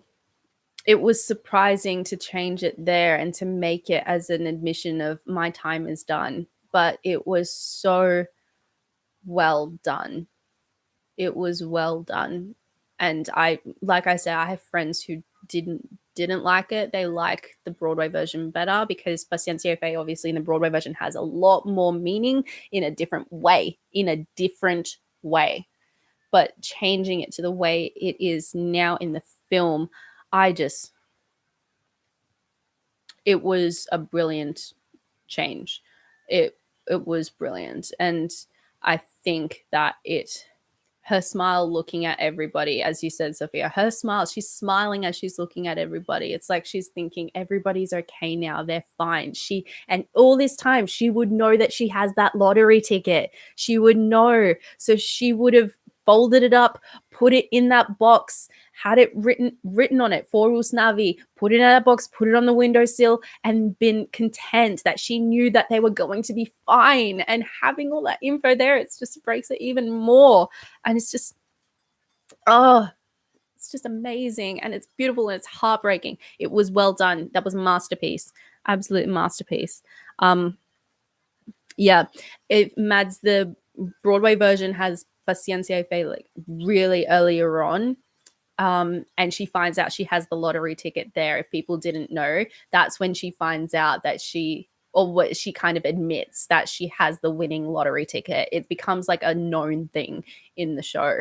So it's to change it this time and to then keep that lottery ticket a secret. I think that was smart. Yeah, because I was looking the entire time going, when's Abuela going to admit that she's got the lottery ticket? But I think that was gorgeous. And then obviously moving on to Alabanza. Alabanza was, again, there's not much you can say about Alabanza. It was just gorgeous and it was heartbreaking at the same time. And it's the exact same in the show. It's heartbreaking. It's an absolute heartbreaking song because this woman in this woman who's been in the community for years and years and years and years and has taken care of everybody because she doesn't have children of her own is gone. And it's just, she was just here. Yep, she was just here. And then everybody singing Alabanza. The vigil outside of Claudia's home was just, it's like, yeah, exactly, Focus. Follow Paciencia followed by Alabanza. 1-2 punch in the heart and just kills you. It's like, you think you're upset now, just wait for it. Here comes Alabanza. Boom. Yeah. No, it's really just Anthony looking out the window, hugging Sonny. It's just, it's all, I think, Paciencia Fe and Alabanza, like just all brilliant filming and brilliant directing. The choices made by the actors and actresses was gorgeous and brilliant. So it's all done. You guys had to pause it. You guys were lucky you got to pause it. I had to sit there in the cinema and just breathe through it and go, I'm okay. I'm okay. I'm not okay, but I'm okay. Like, just breathe. Like, it was, yeah, so close. Yeah. It hit so close to home for so many people, including myself. And it was just the whole section, just dead tears, death, just, it was brilliant, but, so dead. All right, moving on to happier times. We have Carnaval del Barrio. I've got to sing, make me happy. It was just, oh my gosh. Yeah, that's why you watched it at home, Marcus. Yeah. Carnival was amazing. It was just celebration, pure celebration, and I loved it. I loved it. It was so good. Even though Chile is only because I'm Chilean, even though Chile is only mentioned because of Carla, to see the Chilean flag up there with Brazil and Argentina was far away from Chile. South America joke. And just seeing them there. Oh my gosh. Yeah. And also, yes, Fire Chris, that was when we found out that the little girl that they're talking to is Usnavi's daughter. And I was like, ¿Qué? What? And I'm like, that actually makes a lot more sense. But at the same time, like, oh my gosh. But yeah, Carnival was just pure celebration, and I loved it. It was pure celebration, choreography wise, like singing wise, the rapping wise. Lin-Manuel Miranda up on the freaking balcony, looking down on everybody and singing, and it's gorgeous, gorgeous. Oh my gosh, I think. Oh my gosh. Yeah, absolutely, absolutely gorgeous. Like, I think I've heard in the interview when they were doing Carnival, Lin is up on the balcony. You can't miss him. He's up on that balcony. And apparently everybody finished filming. And I wasn't sure if they finished, if it was just after having such a high moment or if they finished filming Carnival. But they all turn to Lin, and Lin is so emotional, and they all start chanting, Lin, Lin, Lin, Lin. Like, this guy, this amazing man gave them this beautiful musical to like celebrate and be who they are. And he's just up there looking down at everybody and just smiling and like in tears. And I think that's like the energy that they gave. It was just amazing. Carnival was just beautiful. It was brilliant. Everybody did so well, and that had me going as well, because it's that feeling of like, be proud of where you come from. We're all here and we're all together. We're in this community, and yes, we are. Times are hard, but we're gonna dance it out. We're gonna sing it out. It's so good. Like, oh, so good. Yep, amazing. Like, you have to dance in your seat with that. It's so good. Okay. Next. Oh gosh. When the Sun Goes Down. Holy moly guacamole. When the Sun Goes Down. The filming of that was brilliant. The dancing in that was brilliant. I was blown away. I was like, what am I watching? I'm watching a dream sequence. What's happening right now? It felt so magical. Like, it felt so magical. Like, When the Sun Goes Down was just so gorgeous. Like, it was beautifully done. And I loved that. I loved the way they did that. I can't say much on it. It was just gorgeous. It was just absolutely beautiful. I don't think I would have changed When the Sun Goes Down. The way they did it was just the choreography, the effects that they did. It was just gorgeous. And the dance on the building. I want to, like, that's one of my goals in life, to do a dance sequence like that. It was just beautiful. It was just downright gorgeous. There is nothing else I can say about it other than beautiful. The effects team did so well. Leslie and Corey, just beautiful. And I just, yeah, the reaction to the kid inside, he's like, what's going on? Like, he was brilliant. That got laughs. It was so good, because he was like, what's the people dancing outside on our window? What's happening? And it was just so funny, but so brilliant. So brilliant. I would love to see a behind the scenes on how they actually made that happen. I would love to see it. Like, absolute dance goals was just beautiful, with the sunset and the George Washington Bridge. It was just gorgeous. It was all just gorgeous. Okay, moving on. Champagne. Now, I heard from interviews that this was filmed in one take, maybe not one take, but all live, singing completely live in Champagne. And that's how you know you are working with professionals, when you go in and they're singing live, and that's all you need. You don't need any other mixing. You just need the live vocals, and that is brilliant when they do that. That is absolutely brilliant. I think it was just Champagne was, the lyric changes I think were great. And Champagne was just great. I think I don't know what else to say about Champagne. I think it was beautiful. I think it was great, and I think the fact that they sang it live was brilliant. That's all I'm going to say on Champagne. And finale was amazing. I think, my gosh, he grabbed the toolbox to get the twisty thing off. Oh my gosh.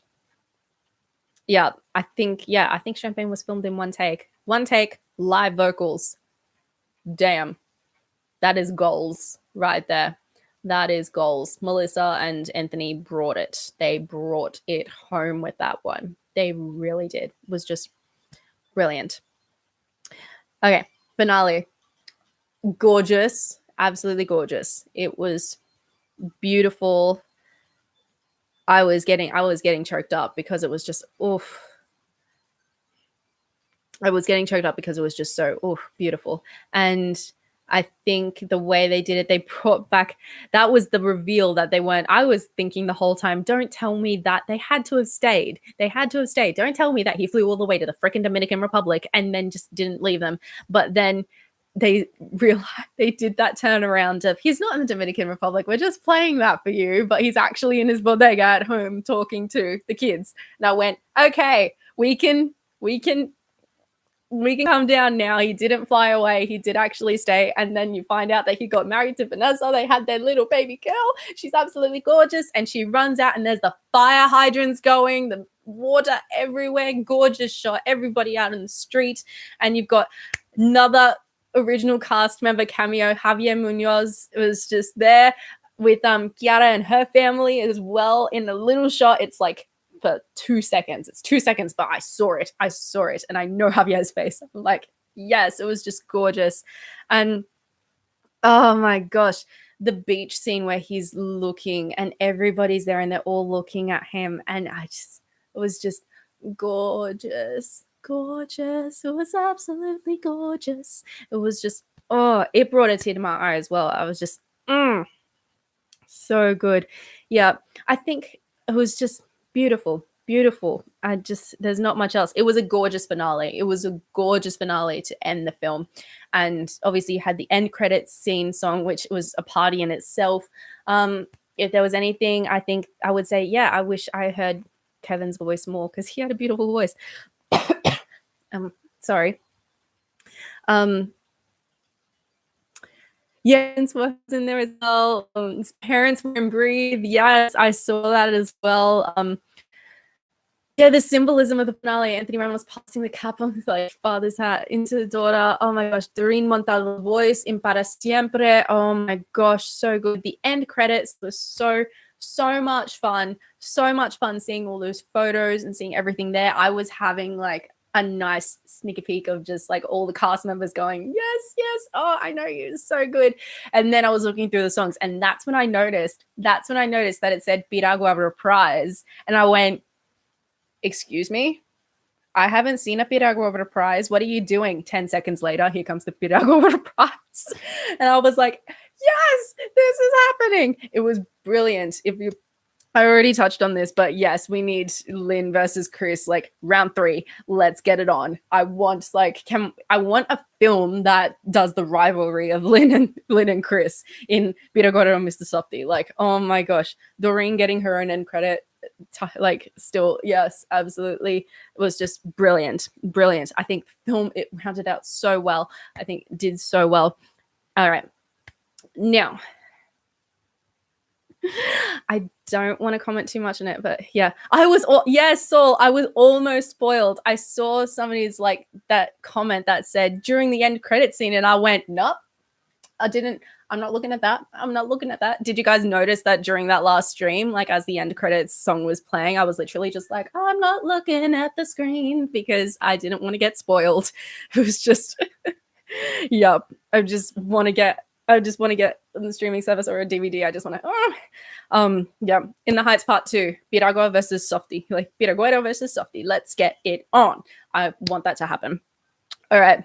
This is the part that I've been not really dreading, but people have asked, I know Mads, you've asked, my stance on the controversy that has happened. And if you guys want to say what you think in the chat or in the comments, let me know what you guys think.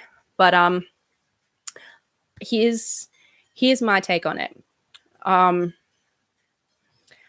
think we do not have, as Latinx people, we do not have enough films in the industry that showcase true Latinx representation. Latinx representation has been very stereotyped by Hollywood, by TVs, and I'm not going after Hollywood here, but I think it's just a fact. And I think the last time, I think I saw this as I was doing my research for this, the last time there was really like a big Latinx cast was, I think, Selena in the 90s. If I'm wrong about that, please correct me. This is my research. I may be wrong, but the fact that that was the last time we had a Latinx cast, and now we have one 20 years later, that's a big jump. And I think everybody wants to be part of the representation, and everybody wants the piece of that. Now, people have, I'm also going to say this. I come from Australia, and we do not have a lot of dark-skinned Afro-Latinx people. If there are, like, I haven't seen them. We live in different communities. They're not like Manhattan. They're not like New York, where you have the Italian community, you have the Afro-Latinx community, you have this Bloc Jewish community. I think it needs to be addressed. And so my views on the representation on the film, when I first saw it, I was like, the representation is amazing. You have literally everybody here. It's amazing. It's amazing. It's amazing. And then everybody started talking.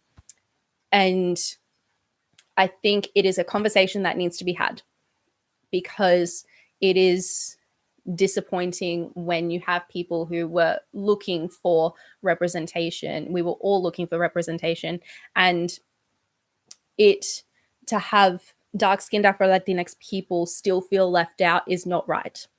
It is not right. And so I think it's a conversation that needs to be had. I, however, feel that Lynn doesn't need to bear the complete blame. I don't think that Lynn needs to be bear the complete blame, but I think it's very great. I think it's great that Lynn has acknowledged it, and he said that he wants to do better. And we know that it can be done. It's happened with Hamilton. We know that it can be done. Also, let's take note, this was filmed 2+ years ago. This film has been delayed for over a year. This would have come out last year. So the casting was done 2-3 years ago. So that's another thing to just keep that in mind. Not saying it's an excuse, just let's keep it in mind. But I think the fact that Lynn is not taking any offense, like you said, Sophia, is not taking offense. He wants to learn and he wants to do better. And I think that's what we can take from it. I think that a lot of it, though, is that there's just been no opportunities. And I think a lot of people were looking for so many opportunities.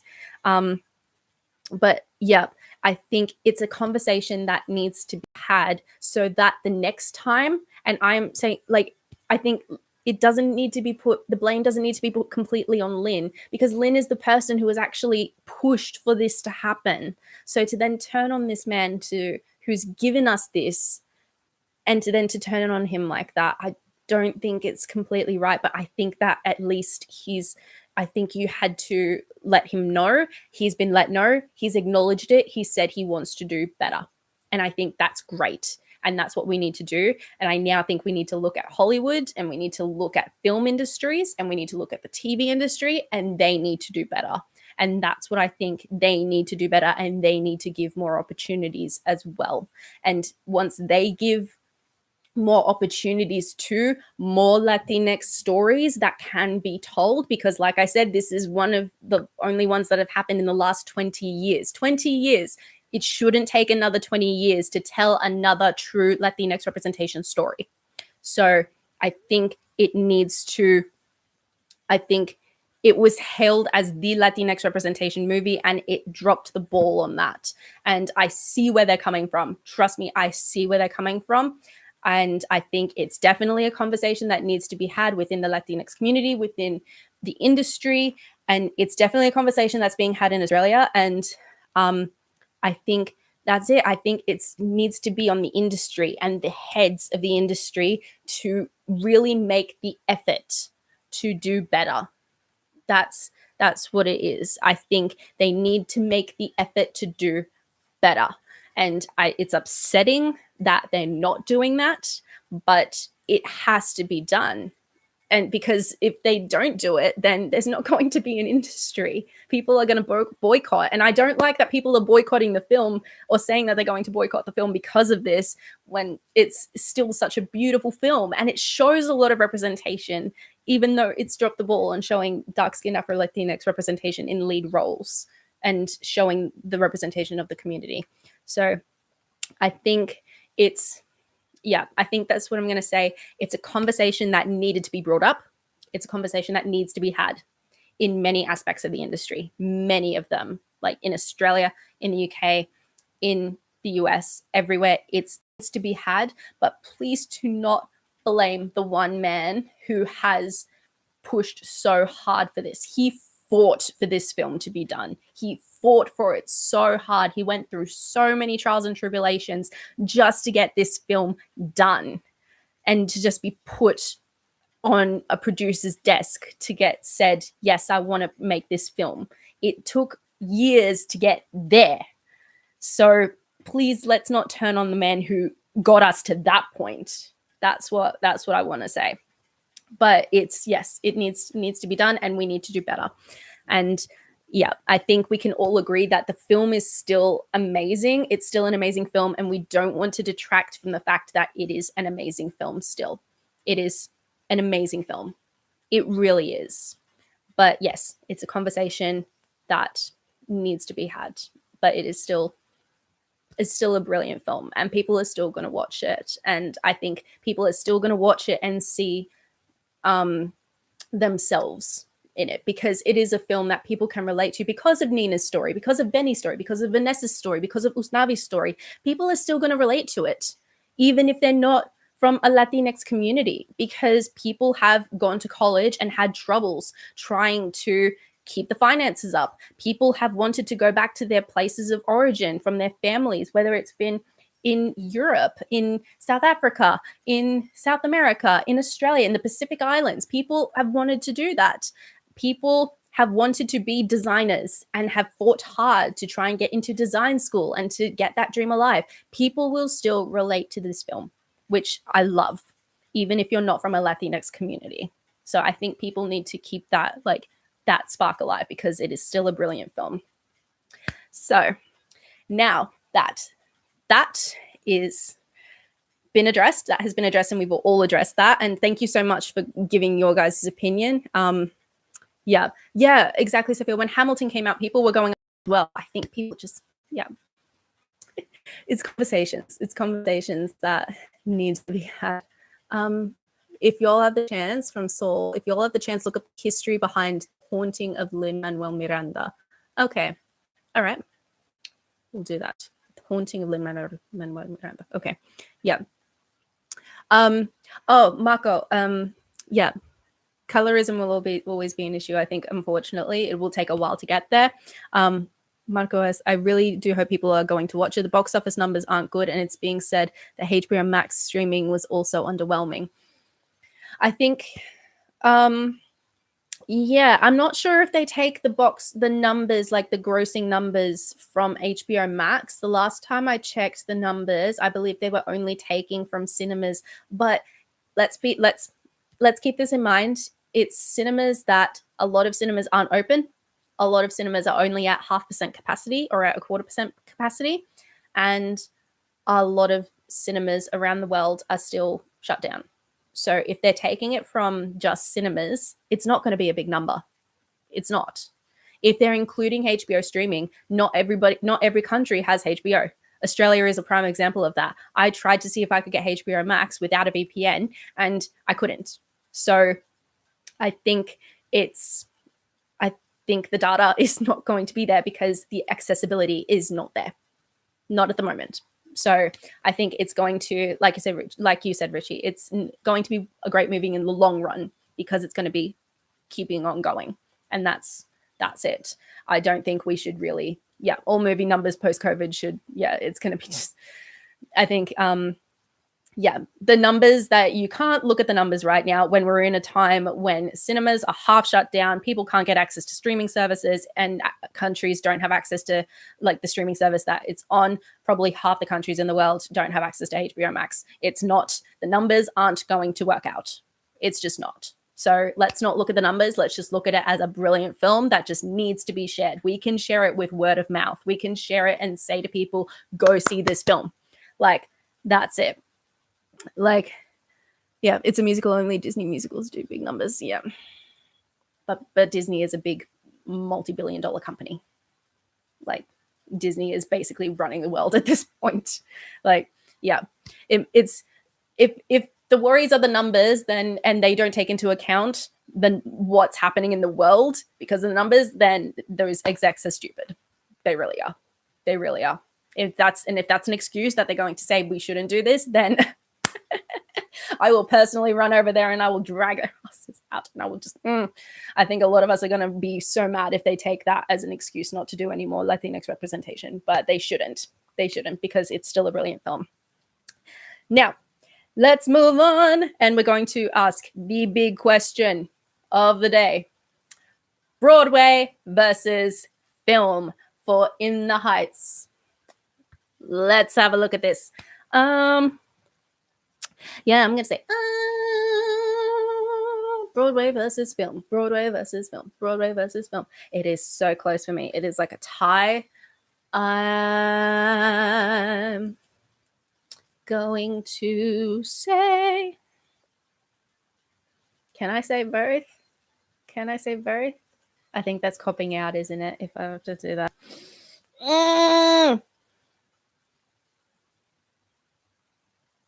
What are you guys thinking? Broadway versus film. Would it be easier if we went like like they're so different, they're so comparable? I like, so go for it. I'm gonna say both. I like both. Okay, there we go. Don't care that it's a cop out. I'm gonna say both, okay? Because it's a tie. And you want to know why? It's because when you see a stage musical, you get the energy of all the people there, and it's a very magical experience when you see a stage musical. And I think some numbers that I liked in the film I like better, and some characters that I like better, but the film is an entity of itself. It was done so brilliantly. Two very equally brilliant ways of telling the same story, and the film has changed some things to make it have such a bigger impact. Case in point, Paciencia Club going into Blackout, going into Paciencia y Fe, going into Alabanza. Like, you do that in the Broadway show, it is going to have such a different impact, and I don't think it would have the same impact as it would have in the film. I think it would be completely different if you took that set that they did and put it in the Broadway show. And I don't think it would have had the same impact. I think it would have been too overwhelming, especially because it's in person. I think the overwhelmingness would be too much. So the fact that it's in film, and you can probably pause it, the fact that it's in film and it's filmed the way it is, I think makes it brilliant the way that it does, the way it wouldn't happen in the Broadway show. So that's why I love that part of the film. And also there's opportunities in the film that they've taken, like 96,000 in the pool, like the way that they've done the bodega and going back to the DR. They've done in the film that they wouldn't be able to do in the Broadway show, but they've done stuff in the Broadway show, case in point, When You're Home ending, that I love a lot more than the film. So I think it is an absolute tie, because they both have such great parts, and they're both equal mediums, and they're both done so well for their medium. Film and stage are completely different mediums, ways of telling stories. So I think that way it's actually just, oof. Hi, Richard. You came a bit late, but that's okay. I was dead. I was dead about Paciencia y Fe and Alabanza. I think it was brilliant the way they did it in the film. I don't think that way they did it in the film, I don't think it would have translated well in the Broadway show if they did that way. But I think the way they did in the film was brilliant. And I think it was a great choice that they made. Yeah, exactly. So one's not better than the other. They are completely different mediums, and they both work well for the mediums the way that they've done it. Yeah, apples and oranges comparison. It's different, completely different. So I'm going to say they both are brilliant. It is a tie. I love both. That is what I am going to say. And if anybody wants to say you can't choose both, I'm going to say, well, I did. Well, I did. So that is it. I think a lot of you guys agree with me. You can say both. We're all going to say both here. And it's fine. And if you guys feel that you like the film better than the Broadway show, go for it. Like, I'm not going to tell you. I'm not going to tell you that. Like, really, it's your opinion. Like, it's your opinion. You can have your opinion. I'm not going to tell you, no, you can't say that. You're going to have to say what? No, that's not. I'm not going to say that. I'm not going to say that. Yeah, we all cop out. It's fine. It's fine.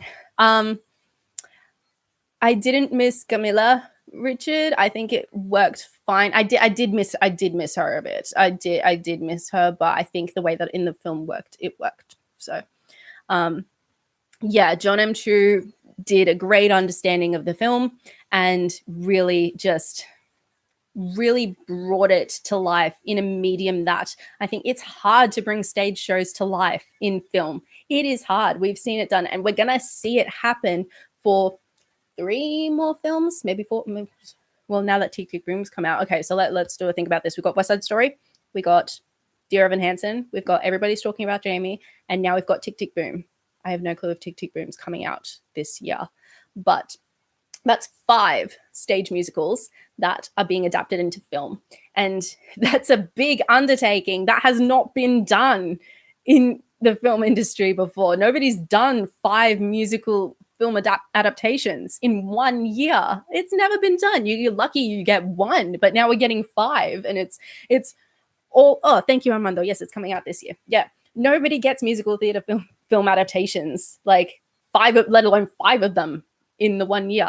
And Melissa Barrera is going to be in Wicked. Wait, really? Is Melissa going to be in Wicked? Really? Really? Can you confirm that for her, Chris? Is that an actual thing, or is that just a rumor? Because you're getting my hopes up here, because she's amazing. So I think I'm gonna Google that. I'm gonna see if that's an actual thing. But I think, yeah, the revival just needs a really big swimming pool on the stage to do 96,000. Yeah, just get like a massive spa. I was like, no, they need one, like a hidden one that comes like rises. That's what they need. That's what they need. Oh, yes. If people don't know, Wicked is being turned into a movie, and John M. Chu, who directed In the Heights, we all know that now. John M. Chu is directing Wicked. So I think we can all agree that the spectacle of Wicked is going to be amazing. I think what's going to be hard for him, I think he's agreed with this, is going to be telling the story and making sure that the truthfulness of the story comes through. So, yeah. Anyone want to see our stage music? The great high school productions in YouTube and stuff. Yeah, slime tutorials. Anybody wants to see slime tutorials? They're great. It's a rumor. That's okay, Fire Chris. It's okay. It's early days. So rumors are going to run rampant. I've seen so many rumors saying that Ariana Grande was going to be Alphaba, but I do not know how I feel about that. But let's not open that can of worms. But yes, Tick Tick Boom is coming out. Lin-Manuel Miranda is directing. Amazing. Dear Evan Hansen is coming out. That is going to be one where you need to bring your tissues. If you haven't seen Dear Evan Hansen, bring the tissues. She's going to be a tear fest. Then we've got Everybody's Talking About Jamie. I think there's going to be tears in that one as well, but not as much as Dear Evan Hansen. But it is going to be a very uplifting story. If you haven't listened to Everybody's Talking About Jamie, go listen to the soundtrack. It is amazing. And then we have West Side Story, which is going to be epic because you have Steven Spielberg, and that is going to be, oh my gosh, absolutely amazing. Can you talk about your favorite moment in the movie, the moment you knew the film was going to slap? Oh, when did I know that it was going to be a slap? Ooh. It would have been in the Heights, in the opening number, and I think I think as the number grew, it was, I think as the number grew, I knew it was going to be good. But the moment that I knew it was going to be epic was the final choreography part, because you had everybody there. You had this array of people of different shapes, sizes, and colors just come together. And I think it was from that reflective shot doing the with the choreography and Anthony looking out the window. I think that was when I knew. That was when I knew, going into the epicness of the final part of that song. Um, yes, Ariana did get a start on Broadway. She started in 13, the musical, the original musical, on Broadway. She started with that, and then she went into Nickelodeon, and then she went into pop singing. So she still has her musical theater roots. I just think she has way too many riffs now. She takes a lot of liberties with riffs, and musical theater is a place where you can't really take liberties. You can take some, but not as many as she puts in there. Yeah, reflection shot in the Heights. Yeah. Yes. Oh, I'm going to be doing journeys with every single musical film that comes out this year. Like what you've seen with all my reactions and everything within the Heights, that's going to be reoccurring with all these films that are coming out. It's going to be a complete journey. Yeah, no. Hi. When he did the move in the sewer and the gum in the shoe. Yeah, that was your part. That was good. Tick Tick Boom is the same director of photography that In the Heights has, Alex Brooks. Oh, that's going to be good. That's going to be good. I'm not sure about how West Side Story will turn out, as the original was very iconic. Yes. Yeah. Yes. Yeah, 13 is going to be a movie now as well. Yes, there's so much happening. Matilda as well is going to be a film as well. That's happening as well. There's so more journeys happening. Guys, you have not seen the end of me, just because I want to say this now with you guys. I know so many of you have come to my channel because of my reactions within the Heights, and so many of you have come and stayed because I'm doing In the Heights reactions. And yes, In the Heights this journey has pretty much come to an end, and I won't be doing like a full film reaction. I don't do movie reactions. Maybe in the future, maybe if that's something that I do want to go into, maybe I'll do more maybe movie reactions, but probably not. I don't have like the capacity to edit like film commentaries. Like I don't, that's a lot for my brain to handle, especially at this time when I'm doing so much with my studying and work. And at the moment, YouTube, like it's a lot. But just because this journey within the Heights has almost pretty much come to an end, that doesn't mean that I'm not going to be looking at other films that are coming out, other theater films. Like this channel is all about lifestyle, theater, and travel. Like there's going to be so much happening. Like I said, you've got 4 amazing musical film adaptations coming out, and I'm going to be following the journeys on all of them, because I love theater that much. I want to be in musical theater professionally. Theater is all I think about. Like that is my life. So it's going to be these journeys are just going to keep going. Like they're just going to keep going as long, and really there's so much with theater. As long as there is theater, more theater coming out, more original musicals coming out, more musical adaptations coming out, like there's going to be more journeys happening with you guys. And it really is. There's not going to be any time, like except for when I'm probably vlogging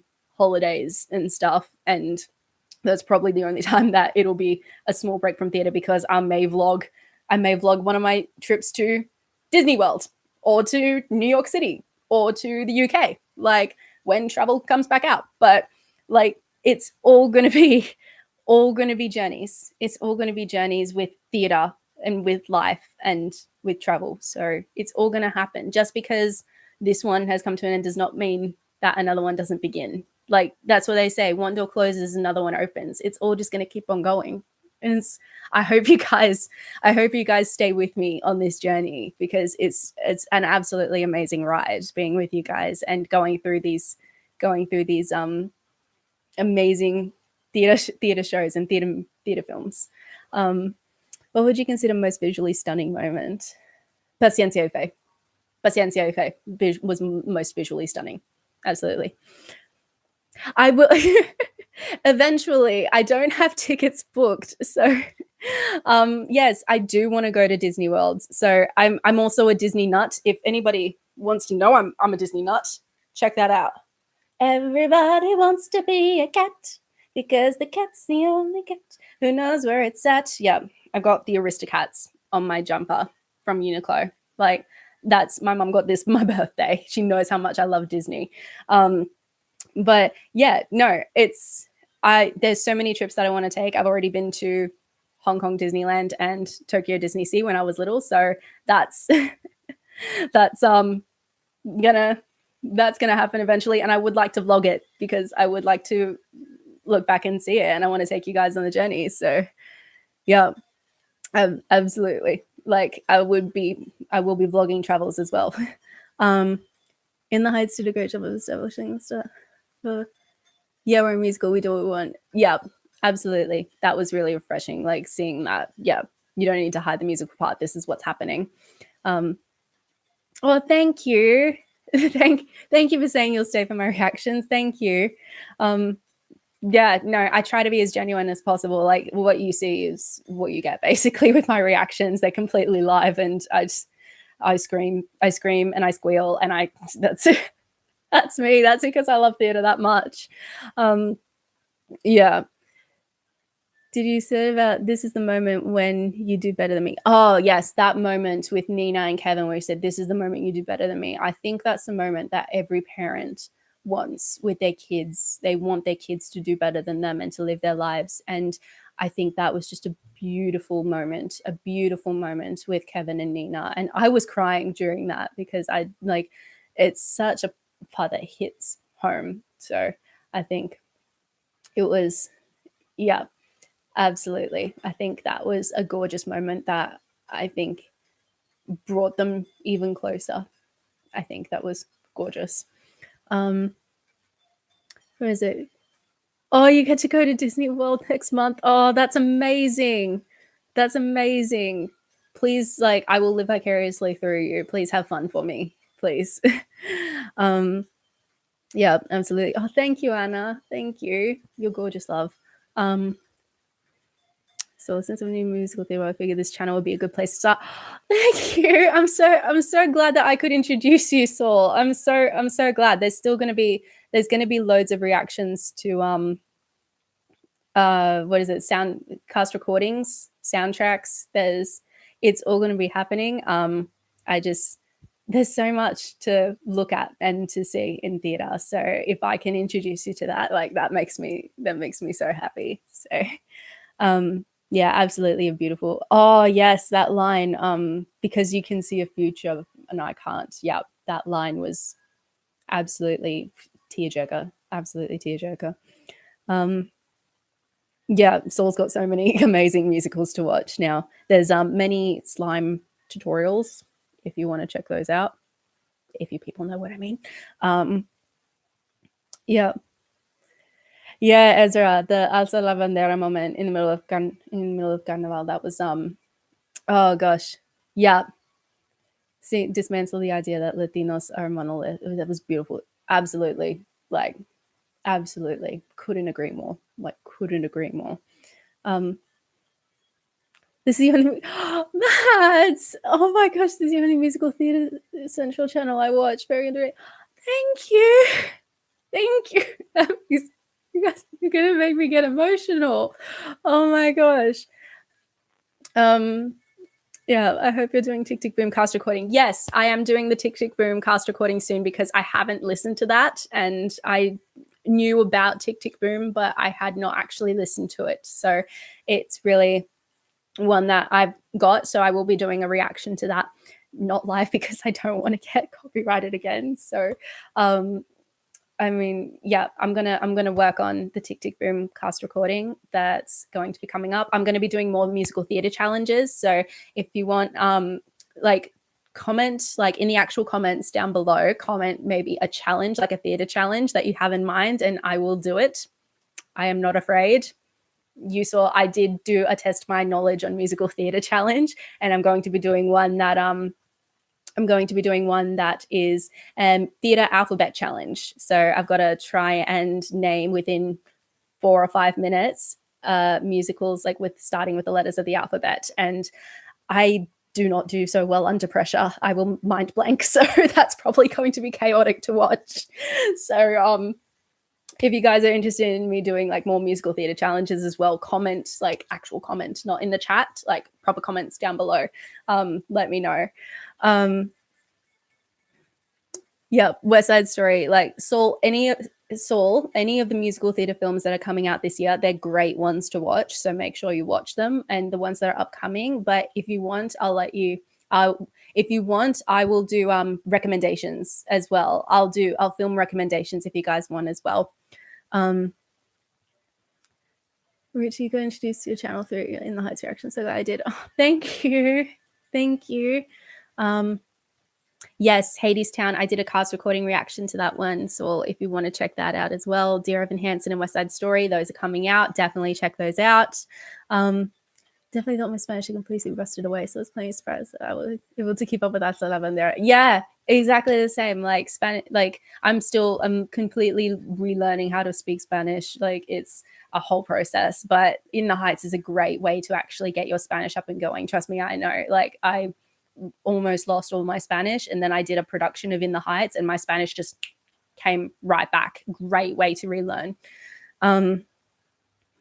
Seven Brides for Seven Brothers. Oh, that is a classic. Oh my gosh, that's a good one. Yes, Hadestown, brilliant. I did a cast recording reaction. I was able to do a dance routine to Living It Up on Top. Brilliant. Such a good cast recording, and so sad. I almost had the opportunity to see Hadestown in New York when it was in previews, and this is not my fault. I will maintain this. This is not my fault. The people who were like handing out the flyers at the TKTS booths in Times Square, they did not advertise it correctly. If somebody had walked up to me and said, "Do you know the story of Orpheus and Eurydice? How would you like that with New Orleans jazz?" I would have been like, I'm there. If somebody had told me Greek mythology with New Orleans jazz, I would have been like, hell yeah, I'm doing it. But the people, they were like, just come see this new musical. It's amazing. Come see this musical. It's amazing. Come see this musical. It's amazing. And I'm like, it did not. I swear I have somewhere like a flyer for Hadestown, and I'm so upset that I did not get to go see it. Not my fault. People advertising the production, not my fault. Yes, Rent is a good one. There's the film Rent, and there is the production, this filmed stage production, the 2008 production. Absolutely amazing. Check those out. I'll do that, Anna. I'll film recommendations as well. I'll do that. I'll make sure I do that. Any musicals that aren't becoming movies that you feel really lend themselves to the media of film? Well, before In the Heights came out, I would have said In the Heights. I would say I would be interested to see an adaptation of Mean Girls, like as a Netflix film, not as a major film. I would say like as a Netflix film. I would be interested to see how they do a musical version of Mean Girls. I was able to see that, and that was amazing on Broadway. Let me think. I'm just going to go up to I've got little playbills here. Waitress. Yes, I would love to see Waitress. I know there's a film, Waitress. I know that it was based off of the film. I'd love to see if they could do the musical film, a musical adaptation of Waitress. I think that's great. I would have said we're going to go Book of Mormon. I would love to see Book of Mormon being made into a film. That would be hilarious. That would be absolutely hilarious. I think those are my top three. I'd love to see Mean Girls, Waitress, and Book of Mormon. That would be absolutely amazing. Where am I up to? Who did you play in the Heights production? I was a featured ensemble, so I did audition for Nina and Vanessa. I think the stars just weren't aligning for me to be Nina or Vanessa, even though I belted out. I was very sick during the audition process. I had a cold, and as soon as I sang the audition for Vanessa, my voice was gone. So I couldn't really do callbacks as well. I went on the nights of callbacks for my audition because I had other theatre commitments, which I just was a whole mess. But I did the dance audition and I got cast in featured ensemble as a featured dancer. So I was in all the dance routines as a dancer, and it was absolutely amazing. And I think it was a good thing that I didn't do Nina or Vanessa, because as an ensemble, I was able to kind of, at the time, I wasn't very, very open about being a Latina. I wasn't. And In the Heights actually showed me that it was okay to show that side of myself. And I think being ensemble showcased me just being me. It gave me the opportunity to be myself, and it was like something was unlocked, and I was salsa dancing like a mad woman, and I was just being myself. I was speaking Spanish every single day, and it was like it was just like this part of myself that I had hidden away was just unlocked, and I was showing it to the world. And it was that moment where I was like, I don't have to hide it. So I think being ensemble actually did a great deal of good for me. So I would love to play Nina or Vanessa like later on in life. That is an absolute goal. But that's just the way it panned out. But I do not regret it. Absolutely not. It was amazing. What Broadway musicals have you been able to go to? I live in New York, so our music. You're one of those people, Mads, who gets trips. You're one of those people who I saw walking down in like their school oh my gosh. Okay, so I'm gonna do a quick, I'll show you guys. Those are my playbills that I've hung on my bed because I love seeing them every morning when I wake up. So these are the ones I went to. So I went to Dear Evan Hansen, I went to Mean Girls, Phantom of the Opera, Hamilton, Oklahoma, Frozen, Waitress, and Jersey Boys. Those were the ones that I was able to go to. I think the ones that I regretted not going to, I think definitely Hadestown. We already mentioned that. And I think Beetlejuice as well. So Jersey Boys we went to because Beetlejuice was not available. We tried to get to go see Beetlejuice, but my mum and I weren't able to get tickets like seated next to each other, so it wouldn't have been a great experience. So that's the one that I wish like we went. And Aladdin as well. Aladdin, we wish that we went to go see that. We tried to get that, but that was really sold out, so that didn't go. And then I was so disappointed. Anastasia was playing and it closed 4 days before I got to New York, and I was devastated. I had wanted so badly to go see Anastasia, and I was dreaming of the day that Anastasia would be made into a Broadway musical, and it happened. And then it closed 4 days before I got to New York, and I was devastated. When I found out, I literally cried. I was that upset. So I wish like those ones were the ones that I wish I got to see. Yes, Jesus as well, so that's amazing.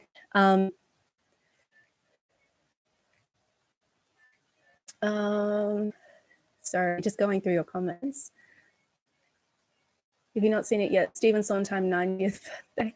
Yeah, definitely with it. I did go see that. It was amazing. And Chicago Soul, yes, people give Soul all the recommendations. They're all amazing. I will see if I can do a Sondheim one. I'm not guaranteeing the 90th reaction eye because I have no clue how that's going to turn out because they did it online. So I will try, but I'm not going to make any guarantees. Oh, thanks, Anna. Yeah. No, that was a moment where it like really opened up for me. Yeah, slime tutorials, guys. Yeah, give them all thought, Saul. Like literally give them all thought. Beetlejuice is hilarious. I've listened to the cast recording and I cracked myself laughing.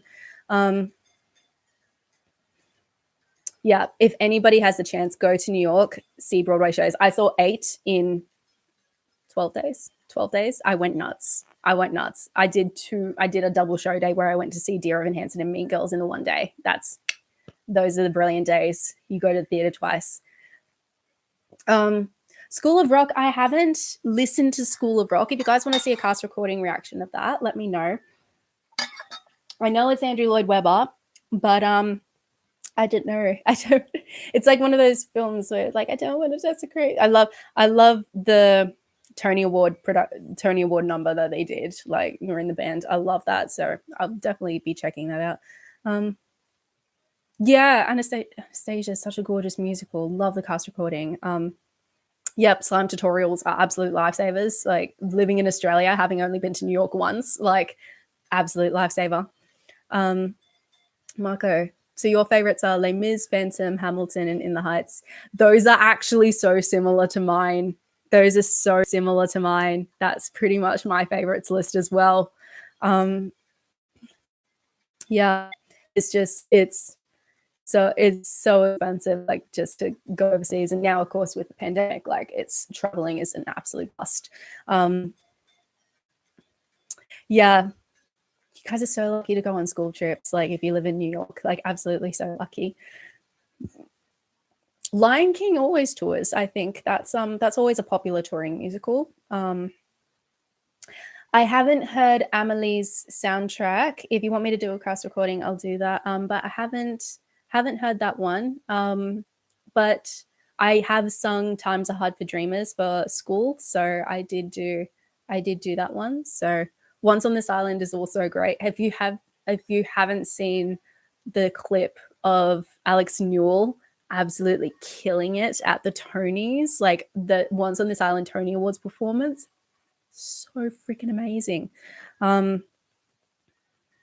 Eunice worked on the set of Oklahoma. Oh my gosh. Was that the revival version? Because I saw that one. Oh, the revival version. I was like second row for that one. It was brilliant.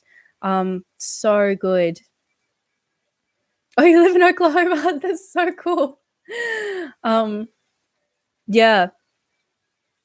No, absolutely amazing. Theater is just brilliant. Like there's so much that happens in theater and so many adaptations that happen. So it's honestly like amazing. YouTube has been throwing this in my face. So opinion on Cats. Oh, Cats. Do we really want to go there? It's okay. So if you want like a really in-depth review, Mads, of Cats, I did that. So I did a review of Cats, the film. If like, yeah, stage production, absolutely love. I love the stage production. The choreography is brilliant. Like the storyline, you kind of have to like really listen for the storyline. But the film is another entity in of itself. It's just Cats is one of those ones that is not built for film. It's not. It's not built for film. So Cats should have just stayed a stage musical. But if you want my honest opinion on the film, I did do a review of that. So go check that out on my channel. It's there. It's under the reviews, the theater movie reviews playlist on my channel. Yeah, Cats is just, it's brilliant. Yeah. I would say to people, like, if you're interested in seeing the film, like it's on Prime Video, go for it. You need drinks. You need drinks. Just make sure you have drinks. It's very interesting.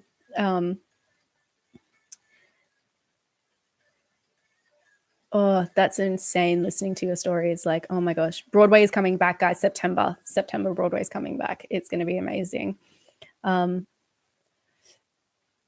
Favorite musical movie adaptations. There's such great hit and miss at times, but favorite ones, yours is In the Heights and Sweeney Todd. Oh, favorite musical movie adaptations. Sound of Music, definitely. Julie Andrews and Christopher Plummer, brilliant. West Side Story, but it's probably going to be overtaken by the new one. I'm just very iffy because obviously representation was not completely true in West Side Story, the original. But then again, 60s was a completely different time. The King and I is also one of my favorites. And if we're looking at more modern times, I really like The Greatest Showman. I really do. I know some people don't, but I'm a sucker for it. I love it. And In the Heights, of course. But I'm glad that I'll be having more musical theater films. And Chicago. Yes, I completely forgot. Chicago is also brilliant. I remember seeing Chicago when I was little. Probably not a great musical to see when you're little, but I remember seeing the Chicago film when I was little, and I live for Catherine Zeta-Jones as Velma. Live for it. I want to be her when I grow up. Like, absolutely amazing. Yeah, Cats was going to be an animated movie. I think that would be hilarious if Cats was an animated movie like the Aristocats. Don't know if it will work, but that's, yeah. Yeah, I agree, Marco. If Cats was done the way that they did the stage with the costumes and everything, and I do make this point in my review of the film, if they did it the way with the stage costumes, I think it would have been so much better, 10 times better. Yeah, YouTube says you have to buy it, not buy or rent. Go on, if you don't have, if you, Mads, it's available on Prime Video. I found it on Prime Video. That's how I watched it. So if you have Prime Video, I'm pretty sure if you don't, I'm pretty sure you can get a 30-day free trial. So go on Prime Video, you'll probably find Cats there. That's the best way to get it. Seeing commercial for Cats recording or something, it always looked unique. Yeah, it's unique. It's unique. It's an acquired taste, I would say. Cats is definitely an acquired taste. Yeah, Sound of Music, amazing. Chicago. Cats would have worked as a pro shot. There is a pro shot. Cats, there is a pro shot, which I ended up buying it because it was just so good. It's the original West End cast. There is a pro shot of it. I'm pretty sure you do some digging and it'll be there. Though unfortunately, I think you'll probably have to buy it. I'm not sure if it's on a streaming service. Hairspray and Dreamgirls or something. Yeah, those ones are great too. I didn't really get into Dreamgirls as a movie, more as a musical, but I think it was still great. It was a bit weird seeing Beyonce in a musical, but young Beyonce, but Jennifer Hudson was brilliant. And Hairspray was hilarious. That is another one that I really love as well. John Travolta as Edna, so good. And Zac Efron. Hello, Zac Efron. Yes. Yeah, check out The Greatest Showman. I think The Greatest Showman was one of my favorites because it felt very stagey. It felt like a pro shot film with some actual film in it. But I think, yeah, it's a love-hate relationship, Greatest Showman, with some people. Pasek and Paul. Yeah, Pasek and Paul, brilliant writers. If you look up any musical with Pasek and Paul as the composers, so good. Dogfight, Greatest Showman, Dear Evan Hansen, La La Land. I'm not a fan of La La Land. The music is gorgeous, but I'm just not a fan of the movie. That's just me. But the music is brilliantly written. What is it? Hello Dolly may be a good one. That's Hello Dolly for me is a stage musical, not as a film. That's just me. But it's still a great musical film adaptation. Still amazing. Yeah, it wasn't really on the radar until Wally. Yeah, put on your Sunday clothes, it's not so world out there. It was so good. Yeah, West Side Story is also on Prime Video. You can go check that out. Miss Saigon is controversial, but I really love it. Yeah, I'm the same. I think Miss Saigon is a really brilliantly written show, but it is very controversial, especially with its representation. Very, very, very controversial. I know there's a local theatre production in Sydney that I used to go watch. They are doing Miss Saigon, and they've been getting a lot of backlash over the casting, even though the casting is very representative. The casting is very representative, but it's the fact that it's very controversial and it's not showing. It's not a great story for the time set in the Vietnam War. It's just the way. I think a lot of theatre really, some shows are brilliantly written but have not actually handled the representation and stereotyping really well. But a lot of shows as well, like Rodgers and Hammerstein, were the masters of golden age musicals that held mirrors up to society and gone, this is what you do in real life. You're X, Y, Z. And people didn't like that, but they're still brilliant shows. So prime example, South Pacific.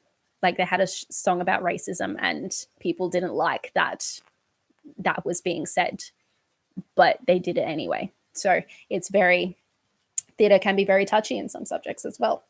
Zac Efron has legitimately hilarious comedic timing. Yes, he does. I'm going to die on that hill with you, girl. I'm going to die on that hill with you. Moulin Rouge is a good musical style movie. Yes, absolutely. I love Moulin Rouge, and I'm so excited because there's a production. The professional production is going to be starting here in Melbourne in August. Yes, so excited. Yeah, I think Zac Efron is just brilliant. What are my feelings on NBC Fox live musicals? My feelings on that, I love them, except for Rent. Oh, I love all of them minus Rent, and I think the reasoning behind Rent is because, unfortunately, the audience would just not be quiet. Theater etiquette, people, if people are talking or are in a scene, don't whoop, don't yell, don't scream. I don't care that it's a live musical and you're there as a live audience. Like, be respectful. Hairspray was a great one for a live show that they did. Like, Grease, again, live show. They had the audience there, like, as the show, and they were quiet. They were respectful. But Rent was just absolutely freaking, they were going nuts, and I hated it. The people there did not have the proper theater etiquette. And even Jesus Christ Superstar, they were whooping as well. But when they were singing, they kept it quiet. They kept it quiet, which was great. And we get exactly, Mads. We love a respectful audience. And in Rent, they weren't. So that's why I hated it. And unfortunately, it was also a dress rehearsal. So the singing was not up to scratch on some people's vocals. But I just, the best part about Rent was Jordan Fisher. I will die on that hill. The best part about Rent was Jordan Fisher. I did not really like anybody else. I will die on that hill. Eddie Murphy was so good in Dreamgirls. Yes, absolutely. Have I seen West End performance of In the Heights? I saw the Tony, not wrong continent. I saw the Olivier Awards performance of In the Heights. I thought it was great. And I wanted so badly to fly to the UK and go see it, but that wasn't happening. Yeah, no, I think that was great. I want a revival soon. I want a revival of In the Heights somewhere soon.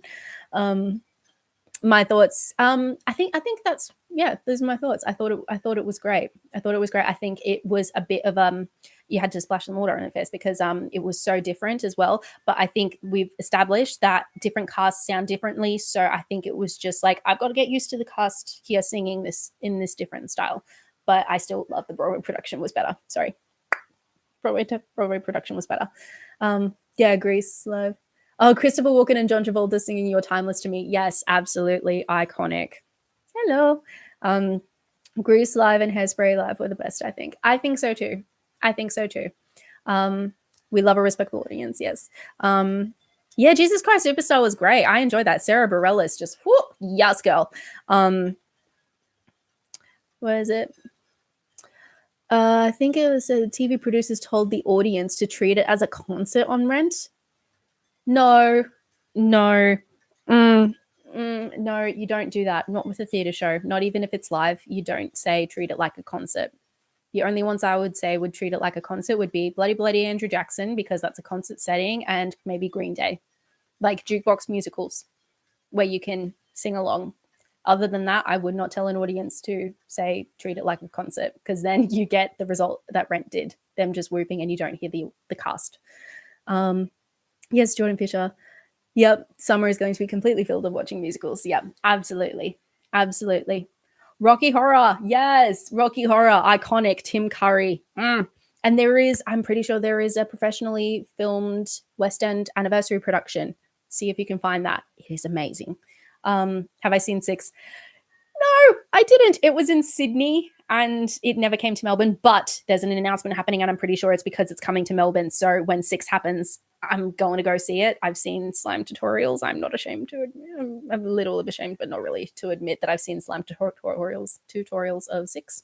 And I love it. So much. Producers is hilarious. I haven't seen like full-on professional productions, but it's hilarious. Absolutely hilarious. Yeah, Six is like a concert and it works well. Six is an example of where you can like listen, but then when times happen, you can whoop if you want to. But that's because they're treating it like a concert. That's where Six and Rocky Horror shows that work great with a rowdy audience. Like that's where you do it, not with any other theater production where it's not that setting. Like absolutely not. Yeah. I think that's it. We've been here for a while, guys, doing this review and like this little Q&A at the end. This was a little fun Q&A that like I didn't realize was going to happen, but thank you. Thank you so much for like staying, for asking questions. Would you guys be interested in another Q&A? Like let me know. Like would you be interested in another Q&A? Yeah. Like absolute joy, Mads. I think we're going to finish up here. Let me know, you guys, if you want to do another Q&A, probably maybe like a couple of weeks down the road, maybe. But yeah, no, this was loads of fun. And I was so happy that I got to share my thoughts with you guys. I'm so happy that we got to like hash it out. But yeah, no, it was loads of fun sharing this. I'm glad that we got to touch on parts that may have been like the controversy and everything. But yeah. Can I react to the rehearsal video of Lynn and Karen Olivo and Tick Tick Boom? Yeah, I'll do that. I love Karen Olivo and I love Lynn, so I'll do one of that. I'll go have a look at that. I haven't seen it, so that'll be a fresh reaction. But yeah, if you guys have like any reactions that you want me to do or you would like to recommend of like cast recordings, clips, trailers, soundtracks, like let me know. Comment down below. Oh, you're so welcome. No, thank you. Yeah, I'm so happy that I can like take you guys on even more theater journeys. And yes, In the Heights may be completed for now, but there's still all the ones that are coming down the line that we have listed. So there's so much more to do and to hash out. So I'm so excited to like get into this and continue this journey with you guys. So thank you so much for joining me, guys. If you haven't already, also check out my Instagram. I'm going to start doing more content, hopefully, there. I'm really horrible at like trying to keep it up, but if you want to go check out my Instagram for a bit more behind the scenes of like being at school and everything like that, like feel free to do that. It's just my name. This is the first time we've interacted with anyone on YouTube. It is so fun. It is so fun. I was a bit scared of doing live streams, but this is actually so much fun. Like really, absolutely so much fun. Thank you, Sophia. Thank you. Yeah, I think this is it. So if you guys haven't subscribed yet, subscribe, click those post notification bells. Like this is a great familia and great community that we've got going here. And I'm just so excited for it to just keep growing and to share theater with you guys. Like theater is a medium that I absolutely love. And I love sharing it with you guys. And I love like that we get to discuss this. So yay, this is so good. I can't wait. Hope you guys have a great day, evening, morning, night, afternoon, wherever you are in the world. I hope you guys enjoy yourselves. If you're going to bed and you're looking at this in bed, like have a good night's sleep. If you're waking up in the morning, have a good morning, have a good day. And I will see you guys in my next video, which should be coming out tomorrow because I upload on Mondays at Australian time. So everybody have a good one and I'll see you guys later. All right. Bye guys. Have a great day.